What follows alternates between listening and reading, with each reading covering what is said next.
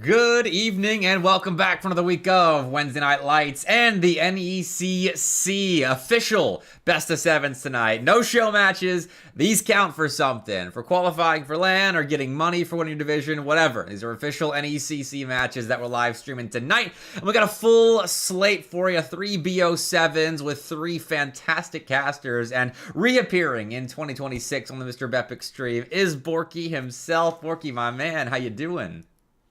Oh, it's a pleasure. I mean, we were talking a little bit in the green room. It always feels good whenever CRL starts to roll back around. And now that we get into the real thick of it, we got a bunch of the qualifiers for LANs popping off. NECC is underway.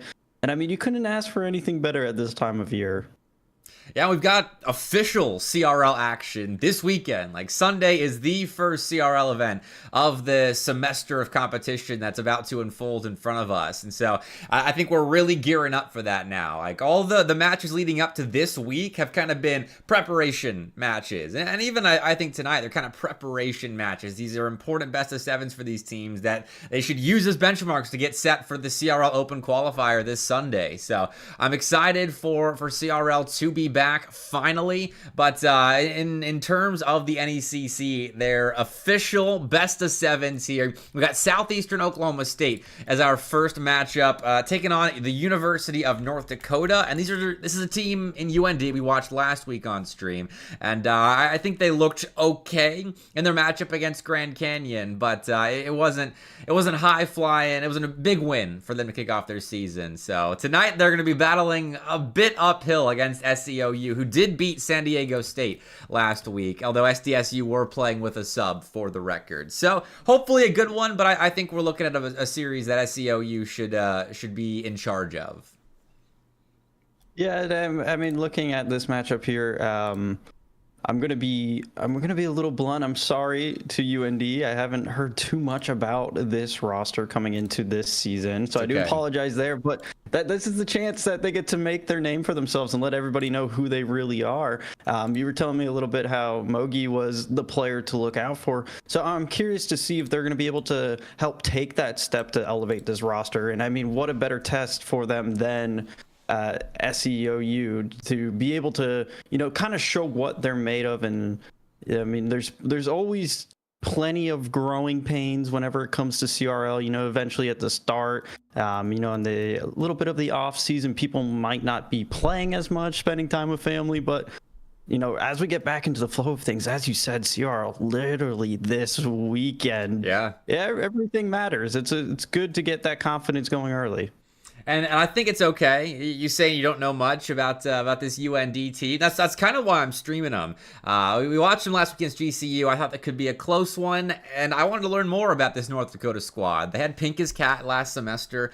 Don't have him this semester. He's not playing with the team. But the Brickwall, Carve Dog, and Mogi were a fun team to watch. It was entertaining, even in a loss. And then on the other side, we got Crimson Chin, DJ, and I believe BJ is the third, but I won't remember exactly until they check in because I haven't watched SEOU play in several semesters now. But they're a team that's kind of flirting with the top 48 pretty consistently. They were playing in the NECC Division 1 promotional tournament where they went 0-2, but they lost in Game 5 to a couple of teams that ended up qualifying. So pretty good team. Definitely some players to watch out for. But yeah, I mean, they're a squad that wants to make a run this weekend in bracket play. Although the difference between league play, like NECC features a lot of the season, versus the big old bracket of CRL qualifiers, it's a little bit of a different taste. Yeah, I mean, I just have to go back to what you said. I mean, I think that was the biggest appeal to me of the Night Lights when I first found out about this little series that you had on here. Was one, not only did it introduce me to the world of college Rocket League and make me fall in love with it, but you get to learn so much about the individuals within the scene and some of these schools that you might not have heard of or even knew they had a Rocket League program. Being able to pick up and follow their stories and see the progression of these players throughout the years. It's been so fantastic since joining CRL at the conclusion of the fall semester, but just to being able to, just continuously learn and see that you know, the world of CRL is a lot bigger than a lot of people think. Has been fantastic. Yeah, there are a lot of unknown teams and storylines littered throughout the collegiate Rocket League landscape. I mean, we're talking about teams that, I mean, in traditional sports, you usually get a top 25, and that's it in terms of rankings. But we have to kind of go all the way down to the top 48, in my opinion, to capture all the teams that are talented enough to be competitive with the upper echelons. Like, I mean, squads like Shawnee State or James Madison, the like, they can be competitive with a top 20 team. And you don't always see that in traditional sports, but we got some Rocket League to put on your screens here as we're talking about teams that are going to be outside my top 48 looking in right now, but they can make a name for themselves with a good performance on stream tonight. Southeastern Oklahoma State versus North Dakota. And it's North Dakota on the orange side and Southeastern Oklahoma State on the blue. Let's do this thing. And that's what it is all about at the end of the day. It's about Rocket League. We're here to be entertained, so I'm very curious to see what both of these teams have to bring out to the pitch. I'm going to be paying close attention. And again, Mogi was that player you told me to keep an eye out for. We'll see BJ trying to get an opportunity there. Instead, Mogi plays us towards the corner, but only gets as far as Crimson Chin. And a nice little bit of extended offense here. DJ catching the midfield line, showing good speed, and I know DJ is the player I'm most familiar with on the Southeastern Oklahoma State side. I've watched a good bit of him, but let's take a gander at the other side of the pitch. North Dakota will start off the scoring here. The brick wall and Mogi moving together through the corner and playing kind of perfect tandem Rocket League. Tethering around each other, Mogi sends the brick wall to hunt ahead. BJ's taken out, and that's the opener for UND. I mean, that's exactly what he looked like there. A brick wall just completely clearing the defense, and that's a great heads-up play there for North Dakota. You know, just it's a good little confidence booster knowing that that chemistry is there and you can rely on your teammates. A well-placed shot though from BJ strikes the top left corner, and all it feels like all that hard work is just instantly erased. Yeah, that's BJ's revenge right there. Shooting on a net where there are 3 defenders in the area, but found the one spot that was undefended. Put that perfectly top left, and was the player taken out to end up conceding the first goal of this series, but quickly finds a rebuttal on the other end of the field, and now SCU are looking for more, though. Seems like UND have staved off this attack for now, though Mogi's nearly been caught out as SCU sent one quickly the other way. Yeah, Mogi collects that there, instantly tries to get that flip on towards net. Crimson Shin just has to drive to collect it. BJ, another opportunity to go coast to coast here. A little pop there off the top of Crimson Shin. DJ as well up towards the backboard. Feels like everybody's swarming here for SCOU, but nothing to write about just yet. BJ will just collect from a far away. Good 50 there from brick wall, keeps his center field. And for North Dakota, their little bits of offense that we've seen here throughout the game have been very entertaining. It's just been the struggle of getting there. Definitely, although they solidified on the goal line, so still entertaining with some success. Despite a couple of extra commitments to the play, like here, they're a bit congealed on that near side post, but it's all good. They find a way to get the ball free, though only as far as BJ at the midfield line. He collects possession, sets up Crimson Chin to pass over to DJ, though once more, there's an orange car in the face of this SCU attack, and with BJ sending the ball the other way, we should see that be the case again. The brick wall finds a stop. We are south of this halfway point in game number 1. Very close contention so far. We'll argue that a lot of the field domination will go in favor of SCOU, but for right now, North Dakota, they're knocking, getting further and further past that center line. Mogi's going to get an opportunity here. DJ goes up, he plays this one low. Great patience there.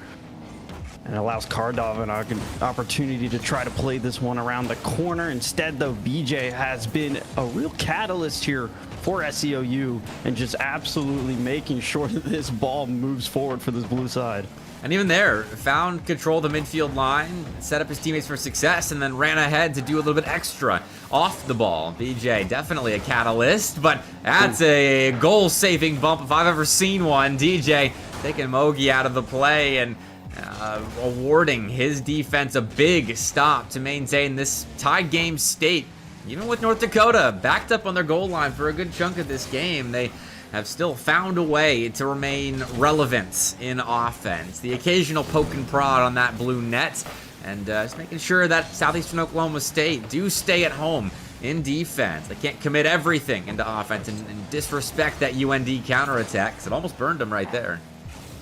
Yeah, that's what it's all about too in Rocket League, is making your opponent respect you, making them fear what you might be able to bring out. As Mogi puts that one up towards the backboard, well defended by DJ. Carve Dog intercepts Crimson Chin, though, full tank of boost. Tries to play this down, and when he gets it towards brick wall, up towards the backboard, you hear it pinging off of the top of the crossbar. The follow-up was there, but it won't be able to connect for a goal. But still, UND hunting here, and in the final 20 seconds, it could be critical.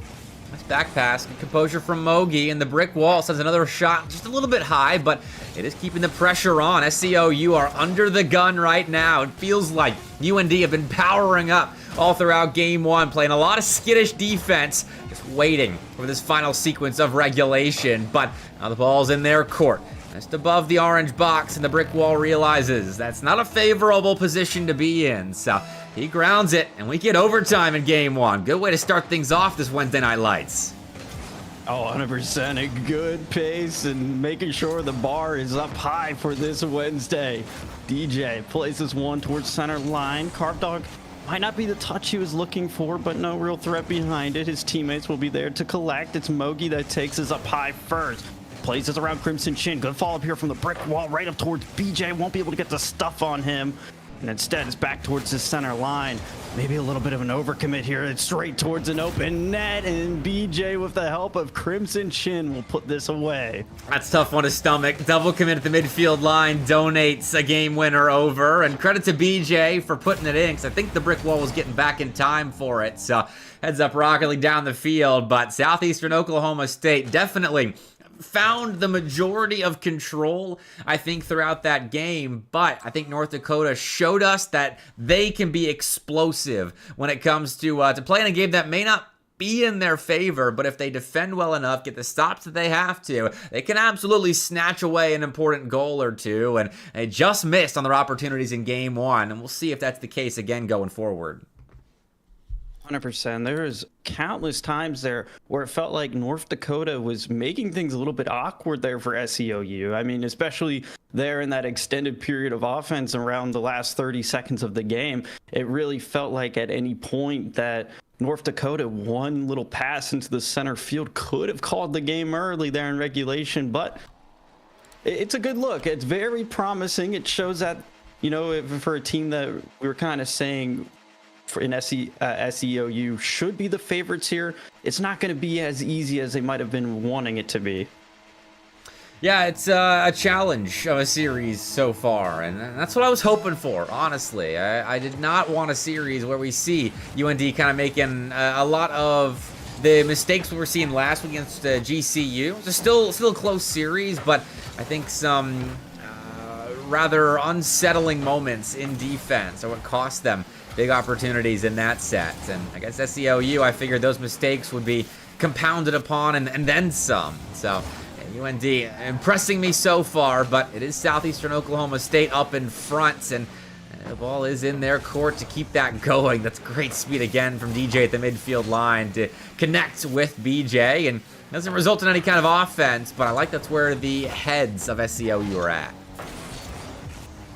Yeah, I just have to really admire the work that BJ's been putting in here for SEOU. It just feels like whenever there's a chance for UND to get anything going their way, he really seems to be just that real thorn in the side, instantly flipping the pitch. He won't be in net that time. It's DJ that gets the long clearance here. Carve Dog pinches that off the corner, but there's BJ again, just intercepting that before it gets any further.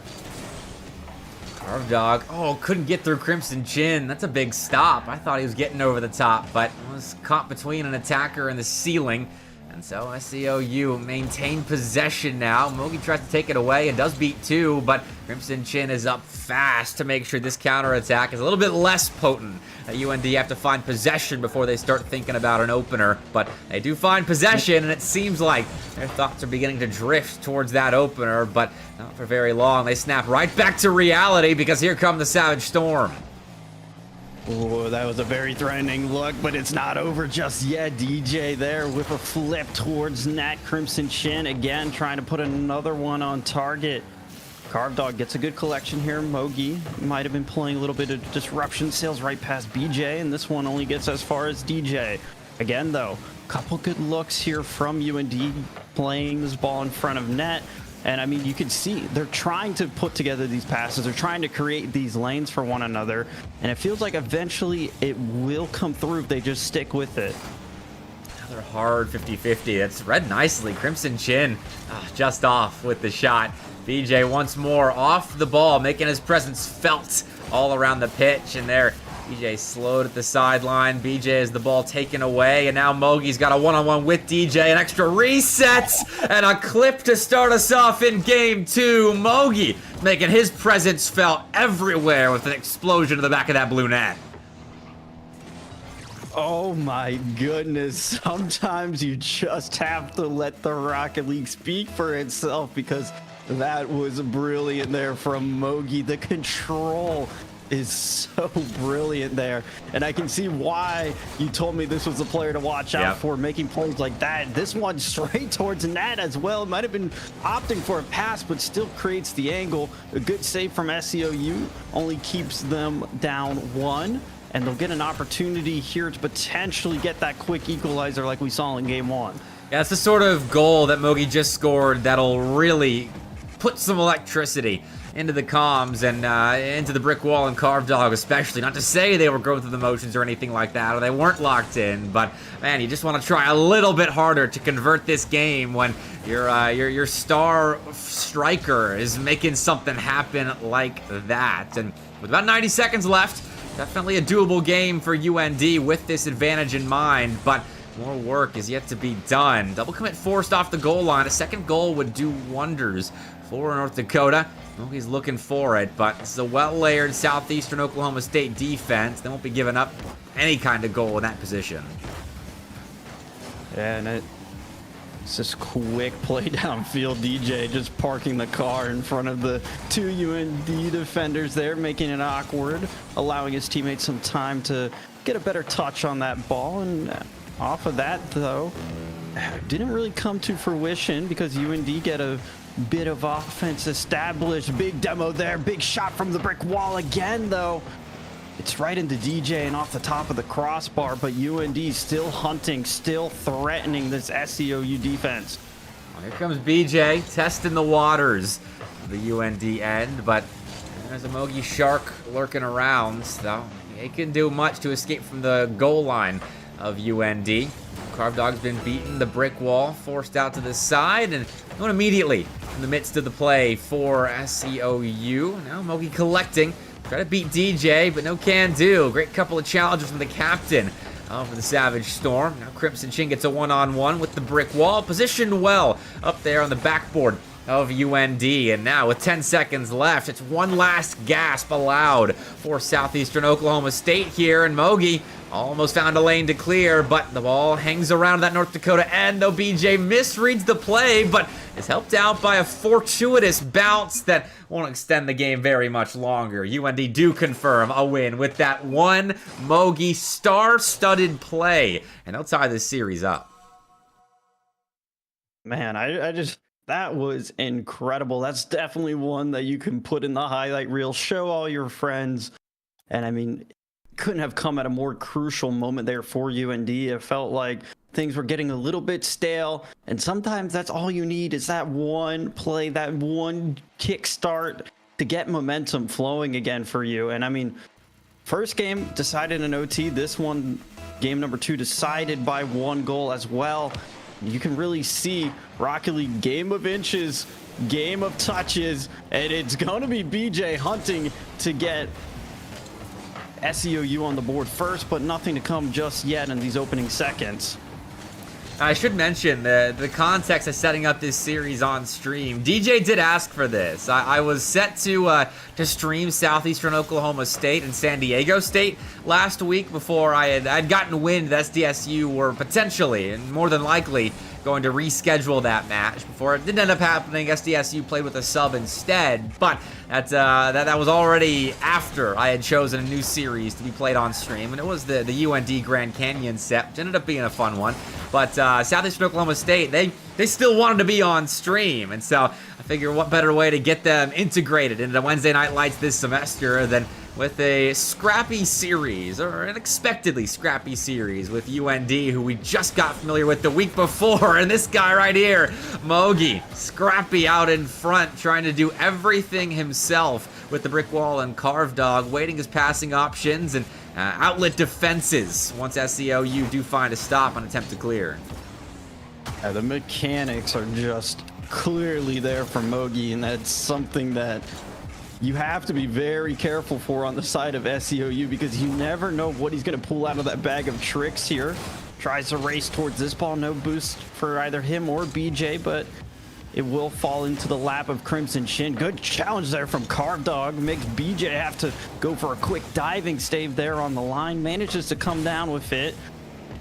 But brick wall. Looking for a pass. Looking infield. Had Carved Dog there as an option, but it's taken away by the sea of blue. Just a slight misread there. Mogi unable to predict where that ball was coming out of, and fair enough, it was a triple commit from the Southeastern Oklahoma State side that ended up clearing the ball away, but still, it's a reset, momentary one for UND. Now they got a great look at scoring. BJ's got no boost on the goal line, but is able to poke the ball over Carved Dog's head, and now Crimson Chin has intercepted an attempted North Dakota passing play. So that'll be the clear that SEOU needed to relieve a lot of pressure in their own end and eventually score on the other side of the field, though another big save will prevent the opener from being found just then, but we get it a moment later. BJ will sign off on the play, and at the halfway point of game 3, it's the Savage Storm out in front.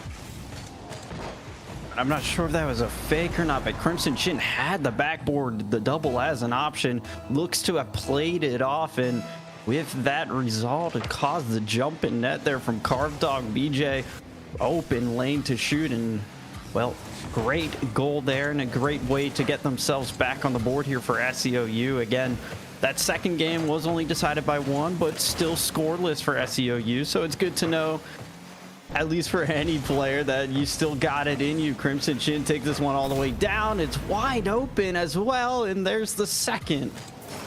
This is one of those runs that can shape a series if UND let it get to them. A couple of goals conceded now. They got to lock in for the final 2 minutes here, because we had a back and forth, really first 3 games, but now we're starting to see a team push themselves ahead of the other, about arm's length between these two squads at the moment, and this is the game changer to speed the progress back up at UND, and Mogi's got a fake musty to a light touch bump attempt. It doesn't quite pan out, but it still gains a lot of space for North Dakota. Man, that is incredibly fun to watch and incredibly threatening. Such DJ's double touch was there. Carved Dog still managed to get the touch. Crimson Chin around for the follow-up, and well, UND might have gone away with murder there, but they're not out of the woods just yet. It's still Crimson Chin and BJ trying to play this one in front of net. Almost ran away there with Mogi, but DJ will keep it in and continue to hammer home the point here for SEOU that they deserve game 3. Carved Dog stuffing that ball through a defender. Mogi trying to do the same, but the ball falls in the lap of DJ here, and that's a great pop to set up BJ for a tough shot. It was at a defended net, and now it's a scramble back. No, not a whole lot of boost on the Savage Storm side, and rotation back to defense. So they need to fuel up DJ has a 100 boost stolen to the midfield line as well for Crimson Chin, but ultimately it doesn't matter. BJ snatches a third goal away with just a dunk on the third man of UND, and there was no one back amid the frenzy. So 3-0 SEOU. They have game 3 in the palm of their hand. Yeah, and you could really feel the pace kind of picking up there, and I felt like at a certain point for UND, you kind of want to throw the kitchen sink at him. That might have been that third man there in brick wall, just a little bit too far forward. A slow roller, you hate to see it, but for SEOU, they'll gladly take that any day. Maybe a chance for UND to get a little bit of a consolation goal here, just something to take in as momentum as we look to play game 4. Carved Dog over here towards his left-hand side. Well, goes for the pinch, pops out. BJ gets the clear. Good read over here towards Crimson Chin. Not on target, and it's a nice collection from brick wall to at least keep UND threatening here. Yeah, unfortunately, with their threats, I think the best case scenario is a goal, maybe 2, if you get a favorable kickoff, as time is not on the side of UND. Southeastern Oklahoma State did a great job of keeping the pressure up, playing at a high pace, and punishing the mistakes that eventually crept out of the UND back line. We didn't see that in the first 2 games. North Dakota played a very solid first couple of games in this series where they weren't making critical mistakes like sending their third man and losing the 50-50 or giving up the other openings that they did here in game 3. But their offense couldn't make up for the lapses in defense or midfield structure, and so we see our first kind of blowout game of this series. Yeah, and there's kind of little bits of the double commit showing here and there for UND. It felt like here in game 3, it was a little just too much. I mean, it resulted in 2 of the goals there that SEOU were able to come away with to put the game out of reach there in the about final third of it. But, you know, if they can just continue to keep that composure, continue to, you know, just work on, you know, I don't know if it comes down to comms or a chemistry thing of just kind of trying to avoid the double commits, but it was still very promising at times. I mean, if we look at the shots, I believe that SEOU only had 2 or 3 more shots. UND still put up 10. Of course, 6 of those were off the back of Mogi trying to create some of the most mechanical goals I've seen in CRL, but still, it's promising. There's plenty of room to work with. And for UND, it's going to be a game about bouncing back here. Yeah, and between games as well, Borky, we're trying to ready up quick so we can keep these guys flowing in the series. Because we gotta stay locked in and going quick. I know UND probably wanted to get into game 4 rather quick, just to erase the mistakes of last game from their minds, and the game client as well. Just get on out of there. And it looks like they had a chance to. Mogi couldn't make contact, in a pretty good position going off the ceiling, but hey, you still get a shot. The brick wall missing just a bit high. That's fair enough. The net was defended well, and now you gotta defend it well on the other side of the pitch. The brick wall doing exactly that. Great recovery on the first attempt on that orange net. And it looks like that's the only set of attempts that we'll get. Ooh, well, I will admit, I thought I readied up, so I sincerely apologize to both teams, but good to see that I didn't quite ice either of them, as both of them just recording a nice pair of shots, and we can see SEOU throwing a couple cannonballs here at net within the first minute. Mogi, good interception there in the midfield. This one pops out as a huge bump, but nobody around for UND to capitalize on it just yet. Oh, of course, as I speak, brick wall. Gonna take the words right out of my mouth and just absolutely 50 this one through the 2 defenders. Yeah, I mean, I was with you. I thought for sure if the brick wall didn't arrive immediately after that ball leaked center, that was going to be a missed opportunity with Mogi finding a bump up ahead. Because, I mean, you see that next man get bumped, and if you're tracking all the players, you know the third guy out is at the sideline getting boost, rotating back. And so that was a completely open net with no second man immediately to receive. But the brick wall did well to recover the play, and that's what matters. You just got to get a goal out of it. It doesn't have to be immediately if you find it on the follow-up, but speaking of immediate goals, BJ has a response to going down early in this game 4. the same exact thing that he did in game 1, and especially in game 3. It just felt like right place, right time. And when there's a little bit of winds in the sail of UND, you can rely on him to just completely take it away.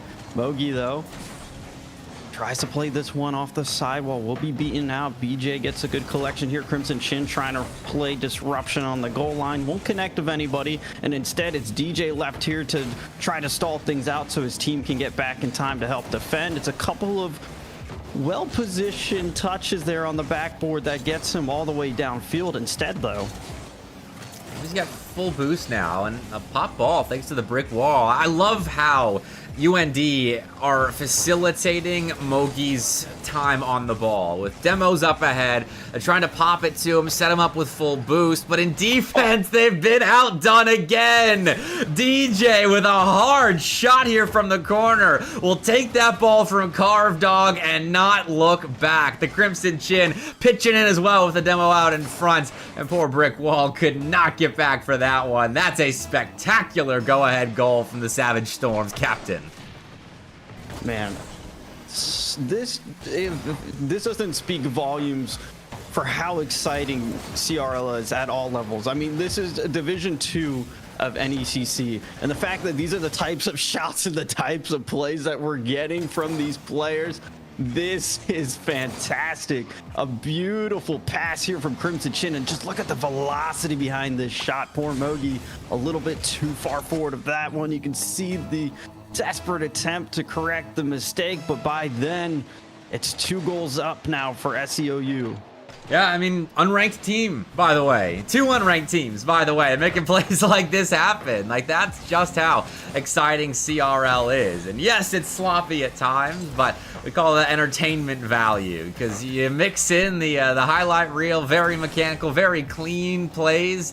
And it's a recipe for a very fun night of Rocket League. And here we go again. What a pass there from BJ. Carved Dog will make a save. Well, a difficult play to track, I'm sure, but UND get the job done, and down by 2 with 2 minutes left. There's a lot of time left, especially with Mogi on the ball, but BJ is having none of that.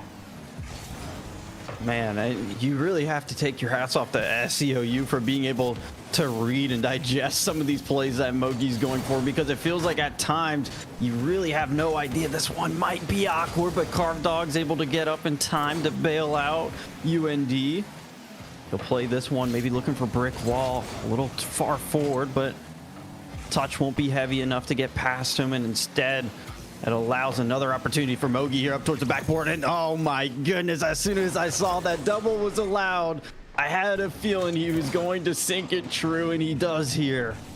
So fast, too. I mean, that is not an easy shot at all. And Mogia sinks it in a critical moment. I mean, you're not going to get many opportunities like that where Southeastern Oklahoma State are spread thin on the back line, where their backboard is open. And Mogi punishes that fact perfectly. Low percentage shot, but he makes it happen. And now, down by 1, UND is starting to encroach upon this SCOU lead. It's a good way for UND to just really continue to fight their way through this one as Carved Dog comes through and collects the equalizer. All 3 players from UND involved there with their touches. It was 2 really important 50s. And then, of course, the patience there from Carved Dog to know that his team would set him up for success, and they take advantage of it, but it might be stolen away. Thankfully, Brick Wall was going to live up to his name there and keep us at 3 apiece. Still not out of the woods yet. Mogi to dodge a bump there on the back line. BJ up ahead, barreling through orange cars to get access to the ball, but Mogi takes it back. Looks to set up the Brick Wall for a shot on. It's a light change of a shot, and doesn't end up panning out for UND. Now DJ, no boost, makes good with what he's got. A couple of challenges won. The Brick Wall's in a weird position. Play the ball out to the side. Crimson Chin will be there to collect. But in the ball center, he doesn't find anybody except for Mogi. will clear for UND, and they might get the last laugh now as the net is open. The brick wall, though, not in the area. Still trying to get back for a dish, and on the near side is stuffed by DJ. Looking to clear here. Beats Carved Dog. Now has a flick gearing up, but the brick wall won't let that ball leave the top of his car. Nice stop, and overtime looms and is confirmed. 3-3. No shortage of offense in this game, and the next goal wins it. Game that felt like it was gearing up to be another SEOU game number 3 where they could just kind of take it away, put themselves on series point. UND has clawed their way back and made it one of the most intense and turning points of this series. Again, SEOU, if they're able to take it here, this shot, they can put himself on match point. BJ's awkward, won't be able to connect on his shot as well, and UND hold on yet again. Back pass will set BJ up. He likes to pass downfield to DJ, but DJ takes the boost over the ball right there, knowing that possession was still very much a reality. Well, I guess they have to fight for it. Now DJ's having to back off as awkward around the ball. Wasted a good bit of boost, but does have support from Crimson Chin, so Savage Storm find a clear. Well, they still can't generate an opportunity to score off the back of that clear. Mogi, the center ball, set up the brick wall for a soft shot. It's saved by DJ, but did elicit the efforts of all 3 members of that Southeastern Oklahoma State back line. And yeah, they still will clear the ball away. No big-time, high-quality shots on either side at the moment as the defenses are getting creative.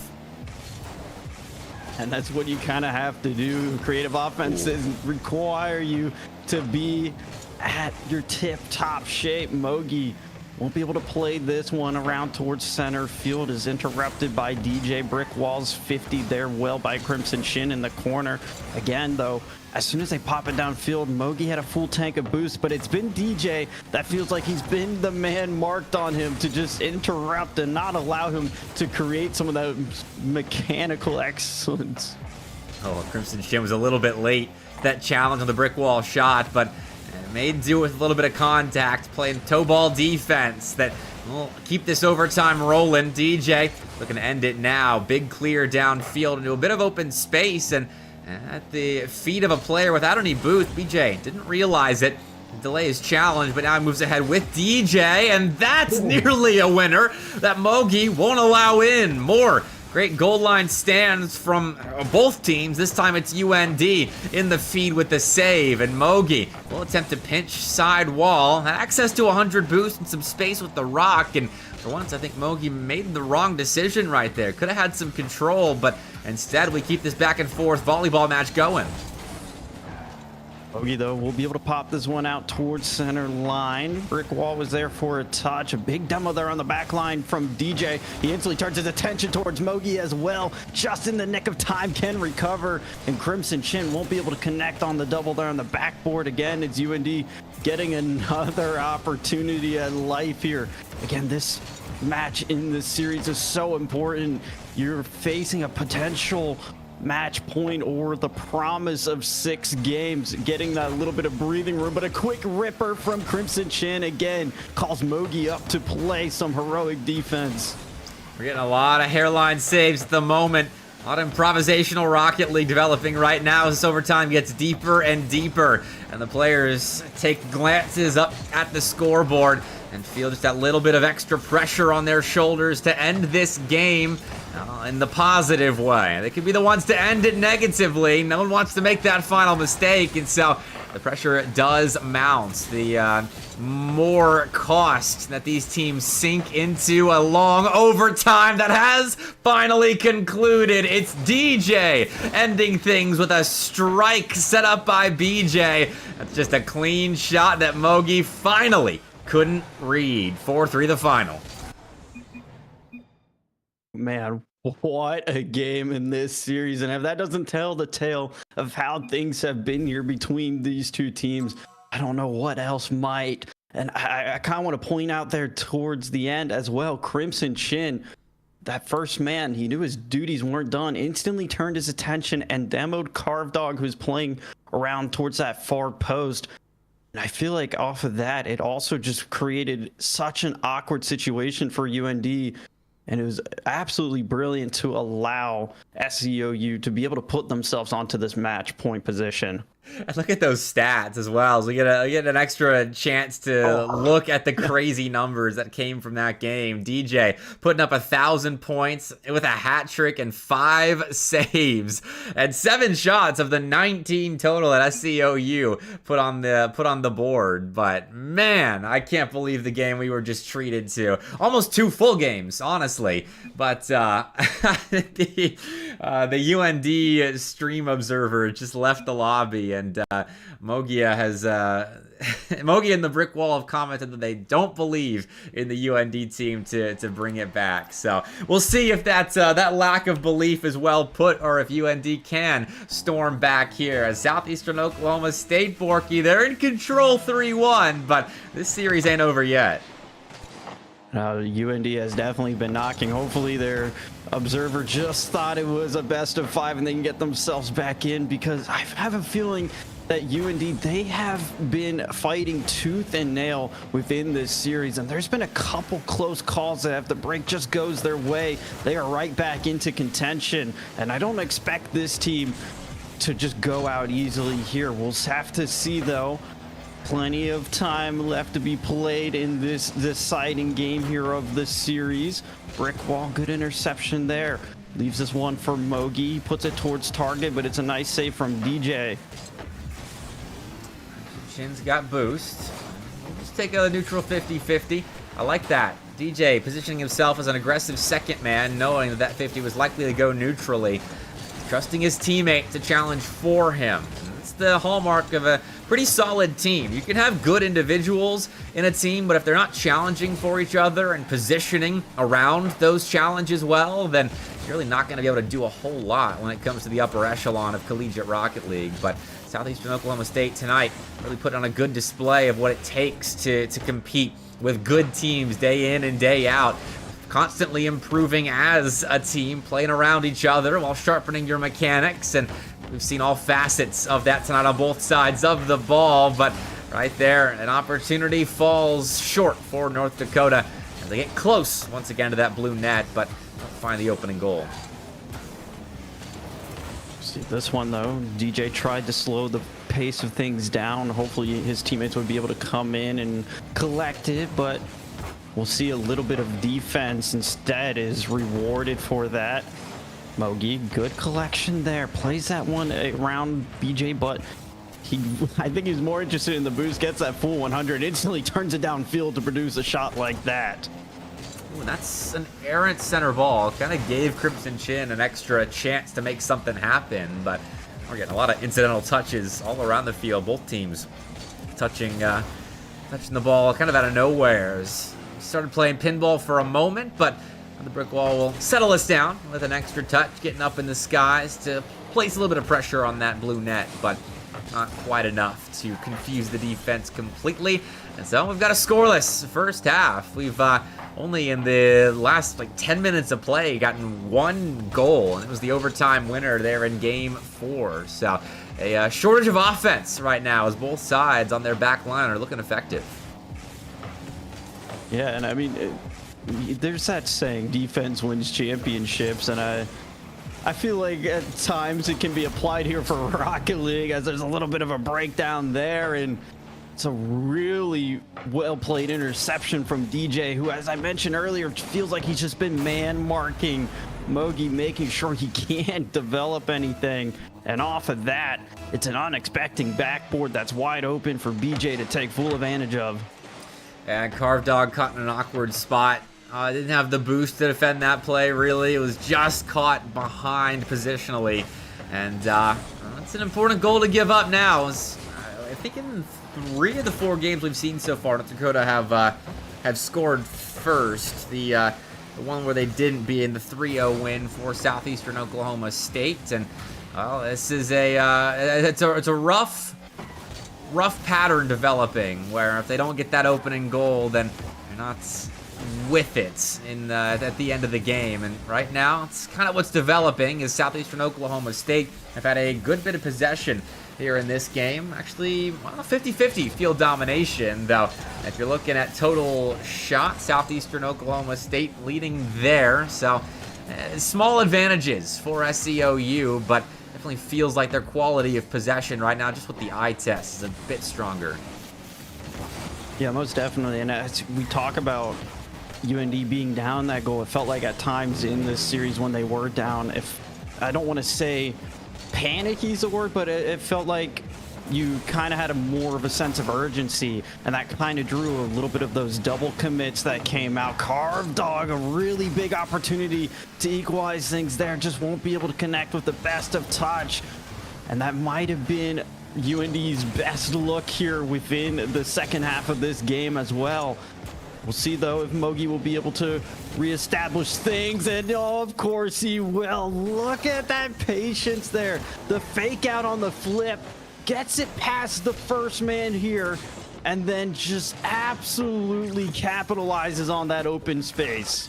I don't know what happened to DJ right there. He was caught lacking, stuck in the corner when he probably should have been on the goal line with Mogi headed right for that net. That's exactly what Mogi's been doing all night. He is the tip of the spear for UND. He is going to try to score on you, and not just like 50 off to the side if you leave some space on the near side, waiting for that second man to come in. The second man is pretty passive on the North Dakota side, but right there, DJ didn't realize that, didn't make the adjustment, and so we've got ourselves a prolonged series. Could be another 4-minute overtime, unless Mogi's beaten the first and he is challenged immediately by DJ. Not making that same mistake. Insta challenge to dislodge the ball from the star of UND and get us to overtime here in Game 5.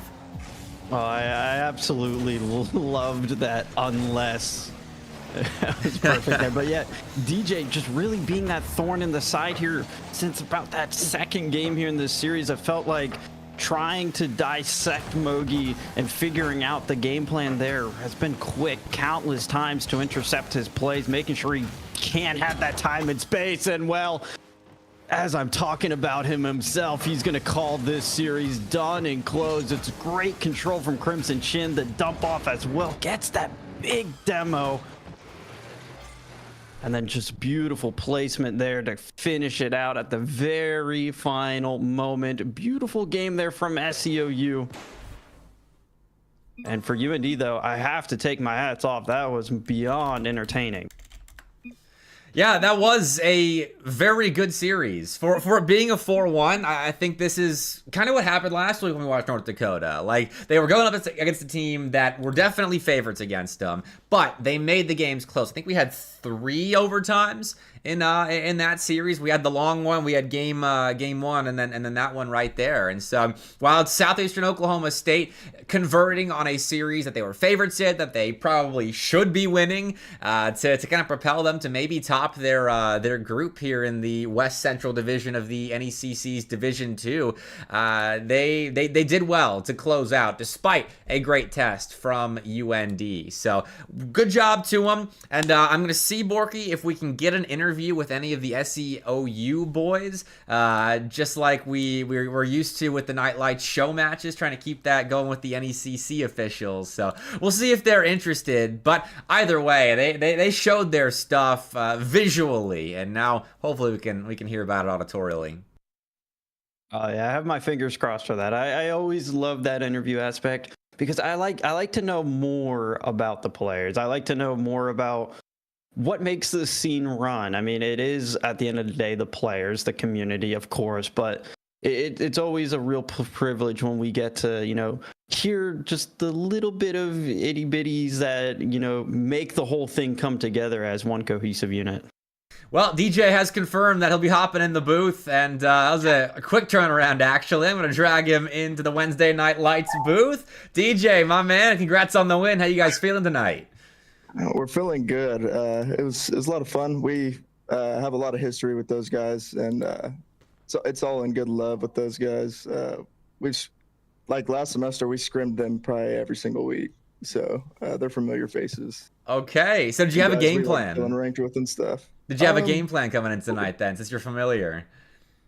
Yeah, so we knew that they're a little bit more on the bumpy side of life, so they like to chase the demos and stuff, so head on a swivel a little bit. Struggled with that in game 1 and 2. I'm just trying to get the feel for it. we were getting caught off and demoed quite a bit. But after we kind of, locked in a little bit, talked about it, we're like, hey, they're going to be demoing this whole series. We got to move, can't sit still. And yeah, that was pretty much the game plan for them, I guess, was just to stick to what we're used to. Rapid does a great job coaching us. And he's coached us for like 3 years now. So we got a pretty solid structure game plan pretty much for everybody that we play. So yeah. And then I just got to know. So I said this a couple times during the game, but it looked like after game 2, when Mogi really was showing off some of his mechanical abilities, that you felt at times man-marked to him. And any time that he really tried to get possession, it was always your name that cut that play down before it started. Was that part of the game plan at all, or was that more just so incidental? That's kind of sometimes how it goes. Like in my play style, I enjoy to force. That's one of my better attributes, I guess, is to force and give Chin and BJ a little bit easier time on the backboard, not having to work so hard for a save. So really, that's kind of how it goes with any team that has a prominent player, like a little bit better player than the other two, I guess. I just kind of hyper focus on making sure that I make my teammates' lives a little easier. Well, it was definitely a felt impact there. And then, I mean, as CRL, the spring splits now kicking off underway, you guys, I believe this is your second win now in NECC. How are things kind of coming together? How are things feeling as the team? It's feeling really good. We had an unfortunate unfortunate fall, to be honest. We had a roster change, 4 days before CRL started. We had a kid drop out, and then BJ came out of absolutely nowhere on the baseball team. He's like, I'm pretty good. And we're like, okay, let's work it out. And then, so we had like 2 scrims before CRL. And we didn't do too bad. I think we got like 25th or something in that very first one that we played together. But he's had a lot more time with Rapid and a lot more time with us. And we have a lot better structure and thought processes and mental going into these games. And our comms have gotten way better. So I'm excited about the spring. I think we can definitely be a team that kind of comes out of nowhere, like, who are these guys kind of thing. We took Fisher to game 5 in the fall, so and lost in overtime. So that would have been a really big win for us. And so I think that we could definitely be a really good underdog team, of a little bit undermined, I think. And I'm excited for it.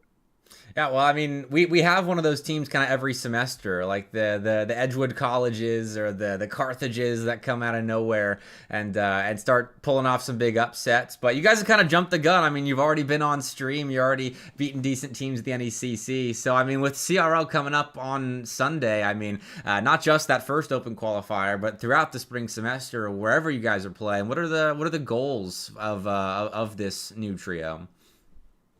The goals for us is we want to qual for CRL, of course. That's been a goal of mine for a long time now. And I think with the team that we have now, I think it's definitely been our best shot. And really, we're just trying to work together and get on the same game plan. And I mean, we were a little bit saddened to not make Division 1 in NECC. We lost in game 5 to both teams that made it. So that was unfortunate for sure. We got Carthage back in RLCS that Saturday though, so that felt good. Yeah.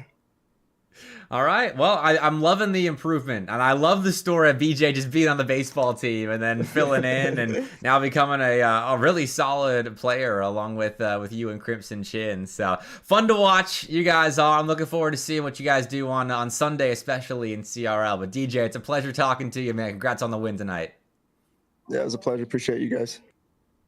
All right, well, Borky, that does bring us to the first series end. We got Davenport and Lesley up next, though, a top 32 matchup on stream. I know you're just kind of getting back into the swing of things for the CRL spring semester, but you're interested in any kind of prediction for this next one? Ooh, you know what? I'll give this one to Davenport. Why not? Hey, I mean, higher ranked team. I've got them as the gatekeepers of the top 10 right now. It's a pretty safe bet. Borky, my man, thanks for joining me in the booth as always. The rest of you, we're taking a short break. We got 8 minutes before that next series is set to start. Mr. Taquito is going to be hopping in the booth with me for it. So stick around just a little bit longer. So we'll be playing my cinematics, and then Lesley and Davenport not too shortly thereafter. I'll see you there.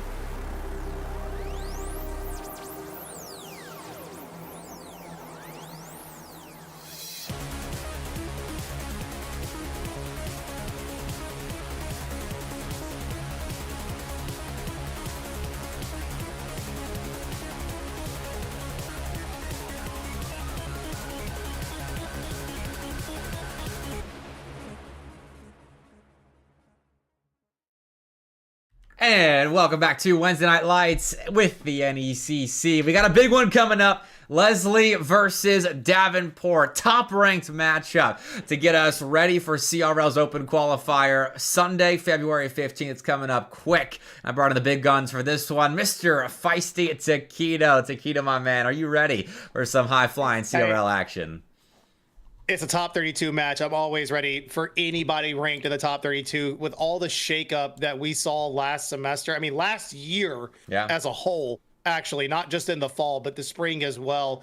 A lot of colleges got together and they created some super teams, if you would. And we currently are trying to see who all is going to come out on top of all that. And I do appreciate all the rankings you've put out recently. It's kind of made me question how I view a lot of these teams in the top 32. But regardless, we're going to see who can play better tonight for this NECC match. Yeah, and we should have this on screen here shortly. It's a big Division 1 series between a Lesley team that wasn't able to complete the season sweep of Northwood in the NECC as they lost to them last week. And then Davenport, they took care of business against a team that I'm stalling. If I know... I gotta find it. I don't have the page up immediately, but I think, no, they lost to Concord, so they didn't take care of business. But a loss to Concord ain't bad. I think Davenport is kind of the perfect top 10 gatekeeper team right now, as they beat the teams outside of the top 10 that they're supposed to beat, but then they're not really at the same level as your St. Clair's, your Concords, your Baylor's, your West Virginias. And so this is a great kind of litmus test for Lesley, honestly, more so than it is Davenport, who I think is kind of a known quantity at this point. That's a good way to put it. I do think Davenport is like you kind of worded it very perfectly. Davenport is that gatekeeper to the top 10.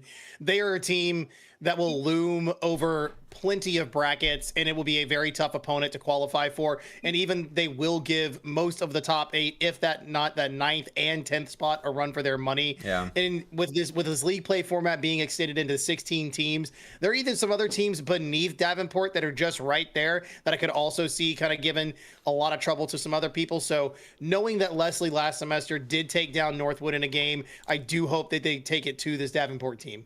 I see Vaught in chat asking about other NECC matchups. Since we wait for Davenport to hop in the lobby, I think we can talk over the big D1 series tonight, because one I didn't pick because I honestly thought the mainstream was going to pick it up. Concord and St. Clair will be playing here in a little bit unless they reschedule. And then the rematch of Bruton Parker and Carthage that went to 5 both of the last 2 times that they played just 2 weeks ago. And then we got Cleveland State and Northwood. Probably not going to be a close one, but you never know with those Northwood guys. And then on the other side of Division 1, Ole Miss and KSU, definitely a banger. If I had to stream KSU last week, we'd be on that one for sure. St. Clair Gold and Oklahoma Christian could be good. Fisher and Akron Gold could be good. And Davenport Red and Indiana Tech A actually went to 7 games over on the Indiana Tech stream, and I think they won in 7. For the record, Chippy was filling in for Velocity there, but still a Game 7 win for Indiana Tech with a sub. So shout out to the Tech Yeah boys.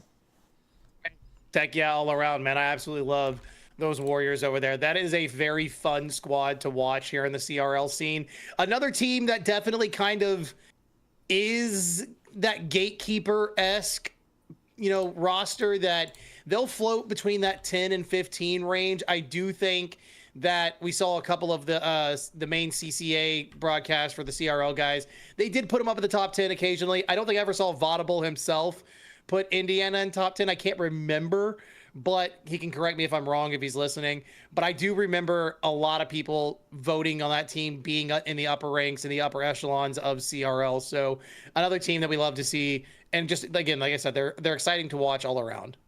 Yeah, and I don't know if they were in any top 10s at the start of the semester. They had a lackluster finish to last semester, Indiana Tech did, with some poor land performances and then some rough runs in CRL, but they were up there for sure at one point. And I know those are the highs they're looking to get back to. And that's what CRL's for this weekend on Sunday. And we're talking about the same sort of story with Davenport and Lesley. I mean, Davenport right now, I think, is one of the favorites to be a CRL league play team come Sunday Sunday evening when we'll know for sure who those 16 squads are. But right now, let's see who takes a W in the NECC here in week 2 of Division 1. Davenport in blue, Lesley in orange. Away we go, the marquee matchup of Wednesday Night Lights. Again, you talked about all these teams and all these good matchups that were actually happening tonight. I am very surprised that the highlight match isn't on the mainstream, but we're getting highlight plays out of Davenport early on. Brock is going to kick us off with the scoring for the side of blue. This is so Davenport. Cam and Bolte double commits. Brock's deep in enemy territory already, and it's not a goal going the other way for Lesley, but Davenport executing on a bit of a messy play, but a successfully messy play nonetheless. And we've got a pause here in the middle of game 1. Not sure what's happened with the Lesley boys, but they made the lobby, they call the pause, and I am no NECC admin, so we're gonna hold off on making any calls here. We'll just call the game. Yeah, no, it looks like Dre's controller might have DC'd, so they're going to go ahead and reset it from kickoff. The goal's still going to stick, so it's something that obviously happened post-scoring, but looks like we're back into it again. Right off the kickoff here, Lesley looking a little bit better. They get favored this time around, but one touch from Dre doesn't exactly put them in a favorable position. They will need to reset for their final third, and this is going to be a tough shot, but Bolte isn't able to secure a second goal. Swaz on an attempted breakaway play tries to get a little doomsy, but he can't finish it, but it doesn't matter. Colat will play janitor, clean up goal number 1 here for the boys at Lesley. Almost got that. And faked out Cam. I mean, Swaz did well enough, even with the failed dish attempts, to confuse Cam enough to invite Colat into the play. And so Lesley will find some early footing in this series. It is good to see, considering that they are, I think, decent underdogs in this series. But Lesley, I mean, their marquee win of last semester was in the NECC. It came against Northwood. It was a 4-1 win, I believe. And that was the series, I think, that put this team on the map for a lot of pundits in the CRL scene. Got them a lot of respect, because this is a team of 3 freshmen, and Lesley's never been a household name in Collegiate Rocket League. So if they can find a big win against Davenport tonight going into CRL this Sunday, they could really add to their resume in the span of a week. They could, and remind me, you told me about this the last time I was on the stream and you had Lesley here. This was before their big breakout win. Swaz and Colat played together in high school, right? Against each other. Against each other. Okay, that's what it was. They're very familiar with each other, and to see them join forces on the same team, that looked like a bump on Dre. Pretty awkward at the back line. They do get the ball to the side, though. Very important clear here for the Bobcats. Can they keep it moving forward, though? Tough play here. They're still kind of stuck in their goal territory. This could be threatening. That's a shot from Bolte right underneath the crossbar. And after all that defensive dismay, unfortunately, Lesley relinquished the lead. Oh, clean passes between Davenport. All 3 members involved. Cam diamond up Brock in the corner, and Bolte set up at the end of that play for perfection. And that's the kind of upgraded competition that you're getting. I mean, when they were playing show matches on stream before the breakout that you just mentioned, Taquito, I mean, they were playing, like UTK retirement home at one point in a close series. I know they played Michigan State with a sub last semester, and so they've definitely seen a glow up when it comes to Night Lights competition, because Davenport is really showing them all the stops here in the first half of game 1, but that's what Lesley plays these matches for. I know they know that they can keep up with this sort of a team, and that's why they get reps against them, even with Davenport having a lot of control in that orange end at the moment. And that's the thing, that as much control as Davenport has, Lesley has not made this easy at all. It's been, I'm not going to say it hasn't been very glaring mistakes. Well, that was an incredible 3-member passing play. You mentioned that something being very reminiscent of Davenport. I kind of feel like this is exactly what I envision when I look at this squad. They are so calculated as a team at times, and at other times you genuinely question whether or not they are actually this high level.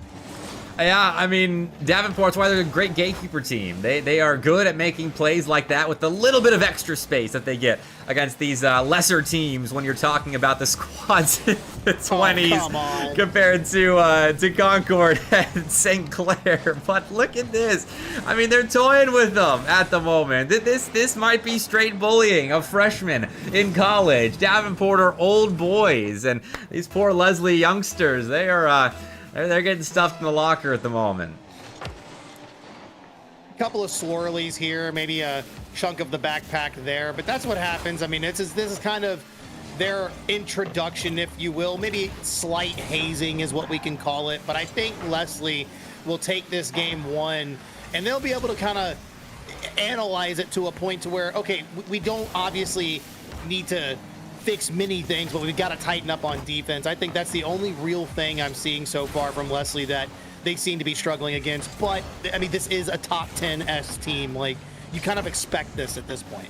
Yeah, I can almost guarantee that as soon as Lesley start playing, okay, that was almost a save. Interrupted my thought. Colat will get the goal. Good pressure play here from Lesley as Colat just backflips into the ball, and Bolte almost scoops it out, but does end up putting it in. So Lesley will get one back at the very least. A small haymaker thrown right back at the Davenport boys. But in defense, we still get to see the adjustments, though. I can almost guarantee you that as soon as Lesley starts to get in the middle of the passing lane to Davenport, that's when Davenport go right back to a solo play heavy style. But at the moment, they got to worry about the openings they're conceding in defense, because Colat's got a hat trick. Yeah, not only that, why is everybody up? That's my confusion. Like, we should have had somebody floating half field, or at least rotating back, but Davenport all the way pulled up there, gives Colat the third goal, and this is interesting. This is also, again, something from me watching Lesley. This is how I feel what happens when you sleep on them, when you do not give them the respect that I think they also really earned last semester. Yeah, and they are playing like they've got a little bit of respect behind them, a little extra swagger behind them, as they're getting in the face of Davenport right now. But Brock facing that adversity head on with a great lone man challenge. He was the only defender for miles, and it buys enough time for Bolte and Cam to get back into the play and now set up an attack to potentially put this game one out of reach. Good demo there with Brock pre-jumping, and he actually gets that ball clean off the top of a Lesley defender. Davenport or something else. They are. Dude. I feel bad for Dre. Dre, unfortunately, got completely sideswiped there at the goal. Not that he had that much boost to begin with. It was going to be a tough save regardless, but could have jumped and made an attempt. Colat will get one back here. The fourth goal. This player, guys, Lesley, feed the hot hand. This guy cannot be stopped.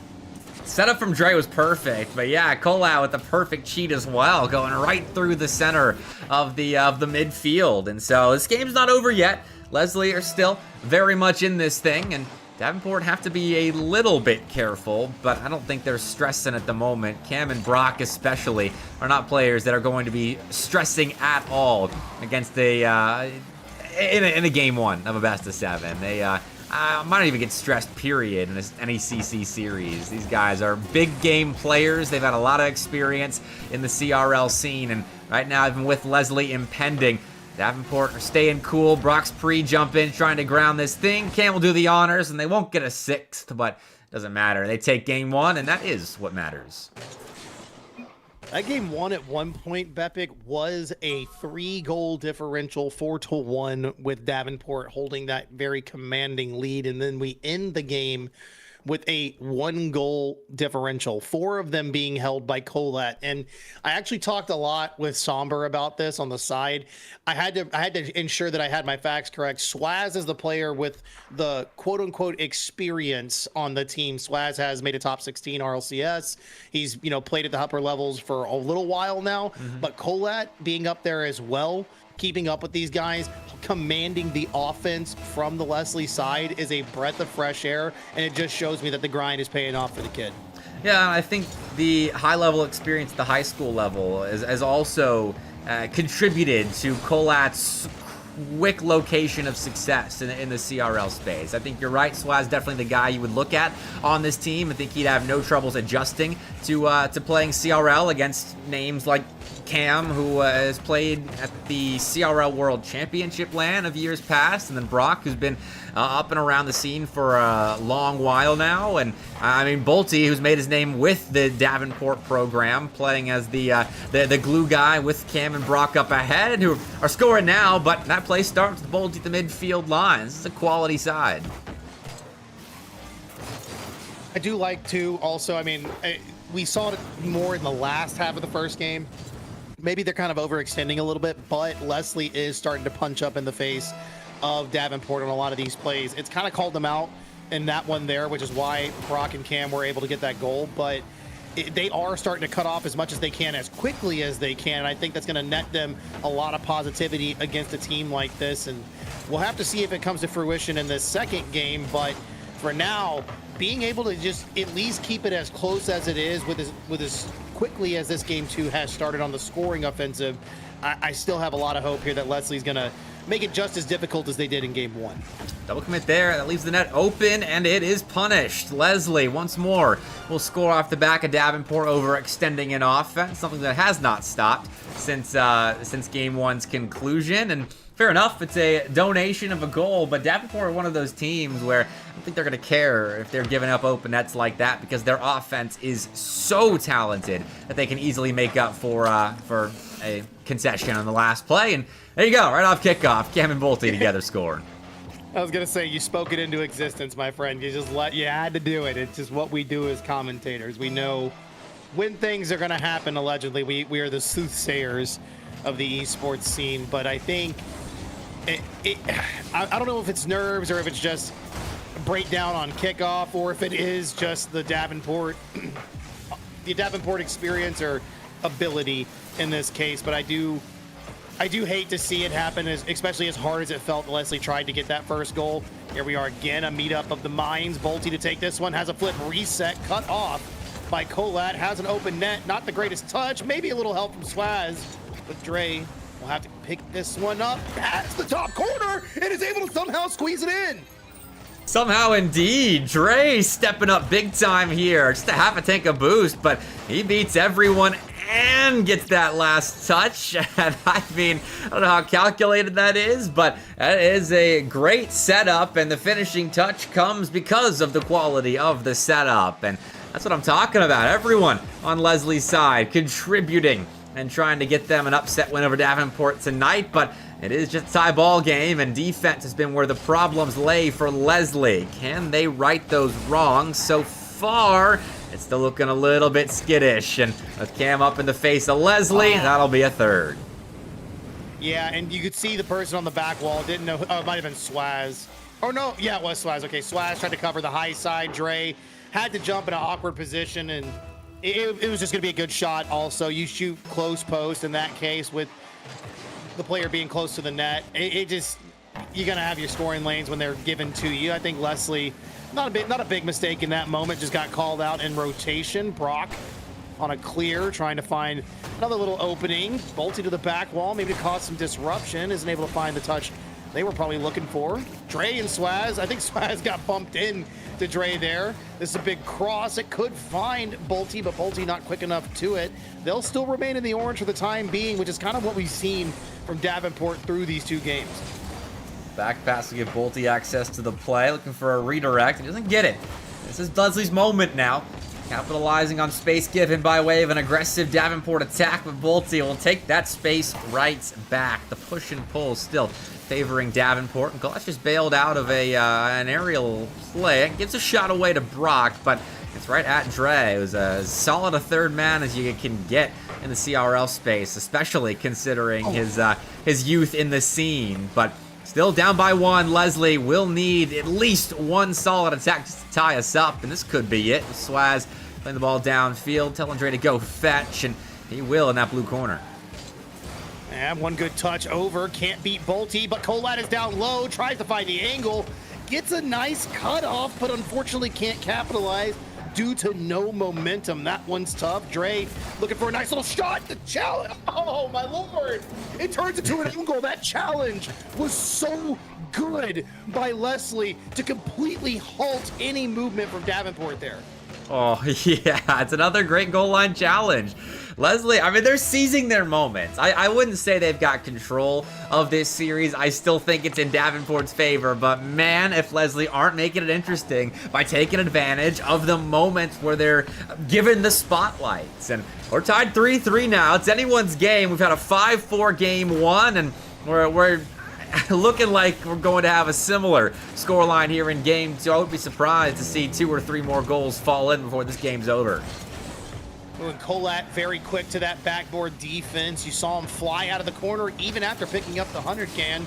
This could be very awkward, though, for the boys at Lesley. They do get a clear and Swaz. A second follow-through for Colat at least gives some breathing room, but that demo on the continuation, very important for Davenport to get. They get a chance to march in offense on the orange. They're going to try to use that pressure they're so good at building up, but cut down again by Swaz on the back wall. We find a nice send to the blue. Big whiff, but it doesn't matter. They still keep this kind of at an even kill, even though they have a chance to strike. Swaz won't dive in for that. Knew better as the last man of Lesley. Now Dre up ahead. We'll just set him up, but he's outdone by Bolte. Chip back center for Lesley here, and they've actually got something going here late. Colat can get this through Brock. Could maybe set something up off the back wall, but Dre has scored in this solo play position before, and it looks center this time around, but Brock challenging from underneath will force that ball wide off the shot, and we get overtime here in game two. Lesley have an important stretch coming up for them. They do, and Dre was quick on the kickoff, fakes off the flip reset, hard clear to the back wall. Maybe Swaz will have a follow through. No, there's no boost in the tank. Uh-oh, that's a good touch as well. Disruption on the back line, but Swaz is able to get there, but they're too confused right now. Everybody's hungry for a touch, and that awkward play at the back line puts Colat in a defensive debacle, but he's able to get out of it. Brock has been dunked by Colat. He gets back to the backboard, and we can all take a moment to breathe as that was close on both sides with Lesley now given an open net. That's just it. They will take game two. They will tie this series up. It's a demo at the midfield line, an interception of Brock's attempted clear by Dre, and Davenport have given this game away a little bit. Lesley do well to punish hard. My favorite thing too as well, I mean, obviously I say this all the time when it comes to anybody related to school, but it's the parents in the chat, Dada Swaz going, that's my son. I love that, man. That is my favorite part of this, dude. That is absolutely, it's so endearing to see. So, Dre's mom is in here as well. This is so cool, man. Papa Colat is here as well. The Lesley Esports account is here too. I mean, we got the Lesley family in chat here, and that is what I love about CRL as well. I mean, the parents are always first when it comes to setting up fan bases for different entities. They're the ones cheering on the Little League baseball teams, the Little League sports, which turns into bigger and bigger stages. And I think CRL definitely maybe a little bit beyond Little League when it comes to the fans watching, as we've got pundits watching, we've got some general fans watching, but the parents never fail to show up. And speaking of, 6 seconds in, Brock, who gave away the game-ending mistake at the end of game two, has shown up to right his wrong. 1-0. Yeah, it turned into an own goal off the defensive deflect, but man, that was a play from Brock to open us up. Swaz gonna try to cut this one off. No, he opts for the boost instead. So this one's gonna be, again, we see Lesley on the back foot in both games 1 and 2, and they started game 3 in a very similar fashion, but closing in a win, especially after overtime against a team like Davenport, is exactly the position you want to be in. You build a little bit of momentum for yourself moving into this game 3. Swaz up in the skies, unchallenged immediately, but Bolte will get up and set up what I think took the ball away from Swaz. He wasn't able to keep it close. Now Brock's attempted pinch, no good. But Volty with a little bit of room will pass back to Cam, who looks back center for Volty, but Swaz challenges quick. I've seen that play a time or two, especially in game 1 when passes were abundant on the Davenport's offensive half. But right there, it's stopped by Lesley. Those are the adjustments that we did need to see if they were going to win this series. Ooh, good challenge. That's very rough. Bolte does get a nice touch towards the middle of the net, but isn't able to capitalize. This will be awkward, though. Defense is going to be much needed here. It's going to be hard. That's a good shot. Swaz stretches and gets that one away. So this one forces Davenport back to their own half, and maybe Dre with a challenge off the ceiling could find. No, Cam has to awkwardly carry that one down. Challenge is good for Davenport in this corner, and there they go, starting that really rough offense they have when Lesley kind of has to really dig into their own creativity to move themselves into the blue.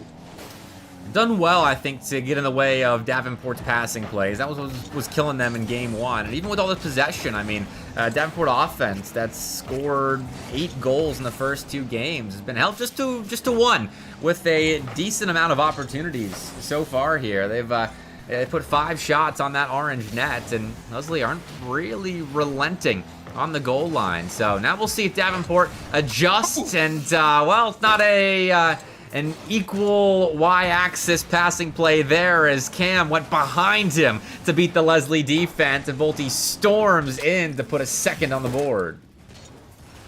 Yeah, that was just heads up there from Davenport. They knew they had the defense beat far corner, so might as well shoot while you can. Dre used a lot of boost to cheat and lost every bit of the momentum going forward. Flip reset off the back wall. Swaz in and out save there. I was afraid that he was going to miss it on the squishy.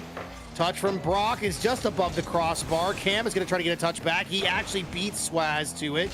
Chance here for Davenport once again. Colette, a very important touch. Can't get it further than Cam. Bolte is on the play immediately. Dre leaves the net wide open, but fortune favors Lesley in this one moment. Can they get out of their own half? No. Yes, they can, but it's going to be by way of a kickoff. They'll reset and have a chance to clear on the next play because Davenport will force them into the next kickoff. And that's another great Davenport find. And now they're starting to roll with the field domination that is looking at almost 80%, which is almost 80% of the first 3 minutes of play being spent in the Lesley end. And this will bump it up even further. Clears have come at a premium for the Lynx, and their offensive productivity, unfortunately, has suffered as a result of that. And I knew I was silly. I called them the Bobcats, and they're the Lynx. This is what I get for not knowing. You're thinking of Zen Bobcat, I would guess. Their 4th man. Maybe that's where that's coming from.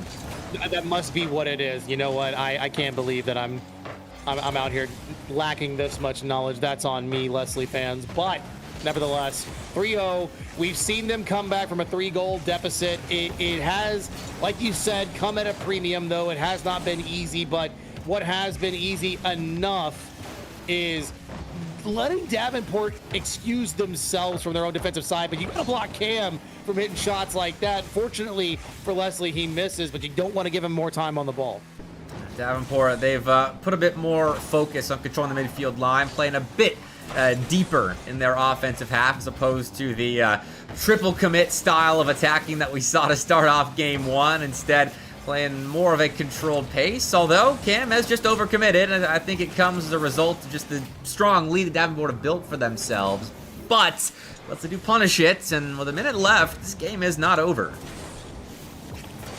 I wouldn't say it's far from over, but man, 61 seconds is a little bit less time than you want to have to get 2 goals back, though Lesley can do it. Like I said, we've seen him do it once before. It is going to be tough, though. Cam cuts that one off immediately, and we have a no, they're not breaking it. Bolte's just getting bullied into the sidewall. Maybe they have. Oh no, they did break the rule one. I'm sad. I was gonna say maybe they were gonna keep it.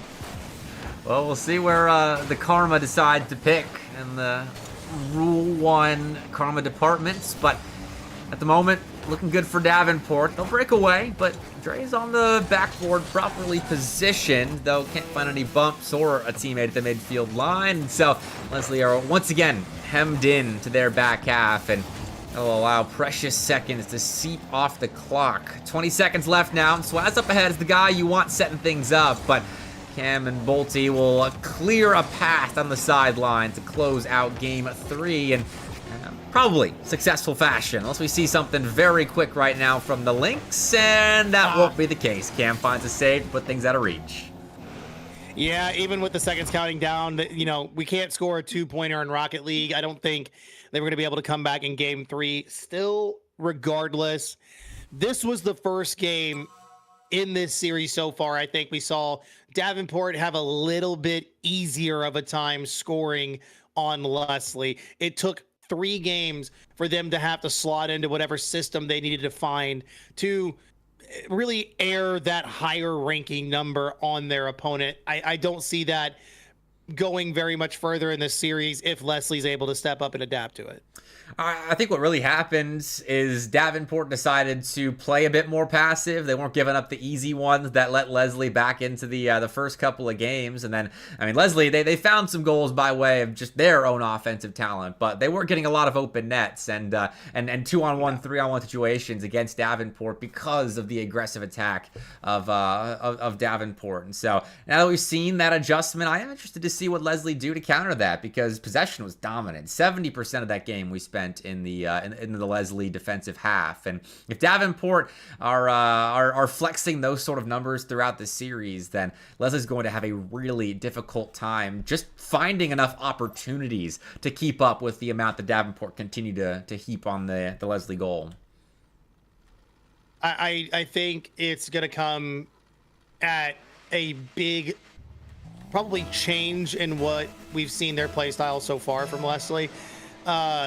They are going to have to rely a little bit more on their defensive tactics, or they can just almost get kickoff goals. That will also work in the game Rocket League. That'll really disrupt a lot of things. Kolat gets a nice save off his own back wall, though it looked a little awkward on the touch. It's still better that than nothing. Out of the corner, Brock has a chance to shoot on target. A little bit of control, may find a goal here, but they don't make it easy early on for Davenport here in game 4. Commit.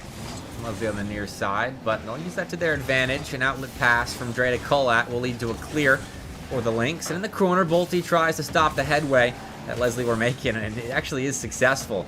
Finds the ball put in front of him downfield too, and that gives Cam and Brock now a chance to go back to work. Bolte will maintain midfield control and now play some transition defense, as Lesley will send the ball right back the other way, and Brock has just whiffed, so maybe this is an opening for Lesley to make something happen at the start here of game 4.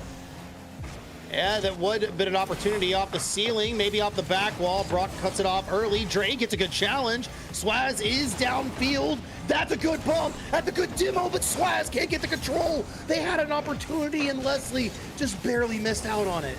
And now going right back the other way. Davenport don't let you get those secondary chances, really, as their transition defense has been making stops and finding clears not too shortly after they get the initial stop on Leslie's counterattacks. And now Kolat going up, just looking for that first opportunity. Center ball leads to a miss, and all right, Lesley will score first, and I didn't see who missed here, but that was a bad whiff. It was Brock. Oh no, it feels almost pause. Okay, there it is. I was gonna say that feels incredibly uncharacteristic of Brock. Maybe we might have a conversation about what possibly happened. Hopefully nothing detrimental, but that did look a little strange, I'll be honest. I mean, he had just whiffed.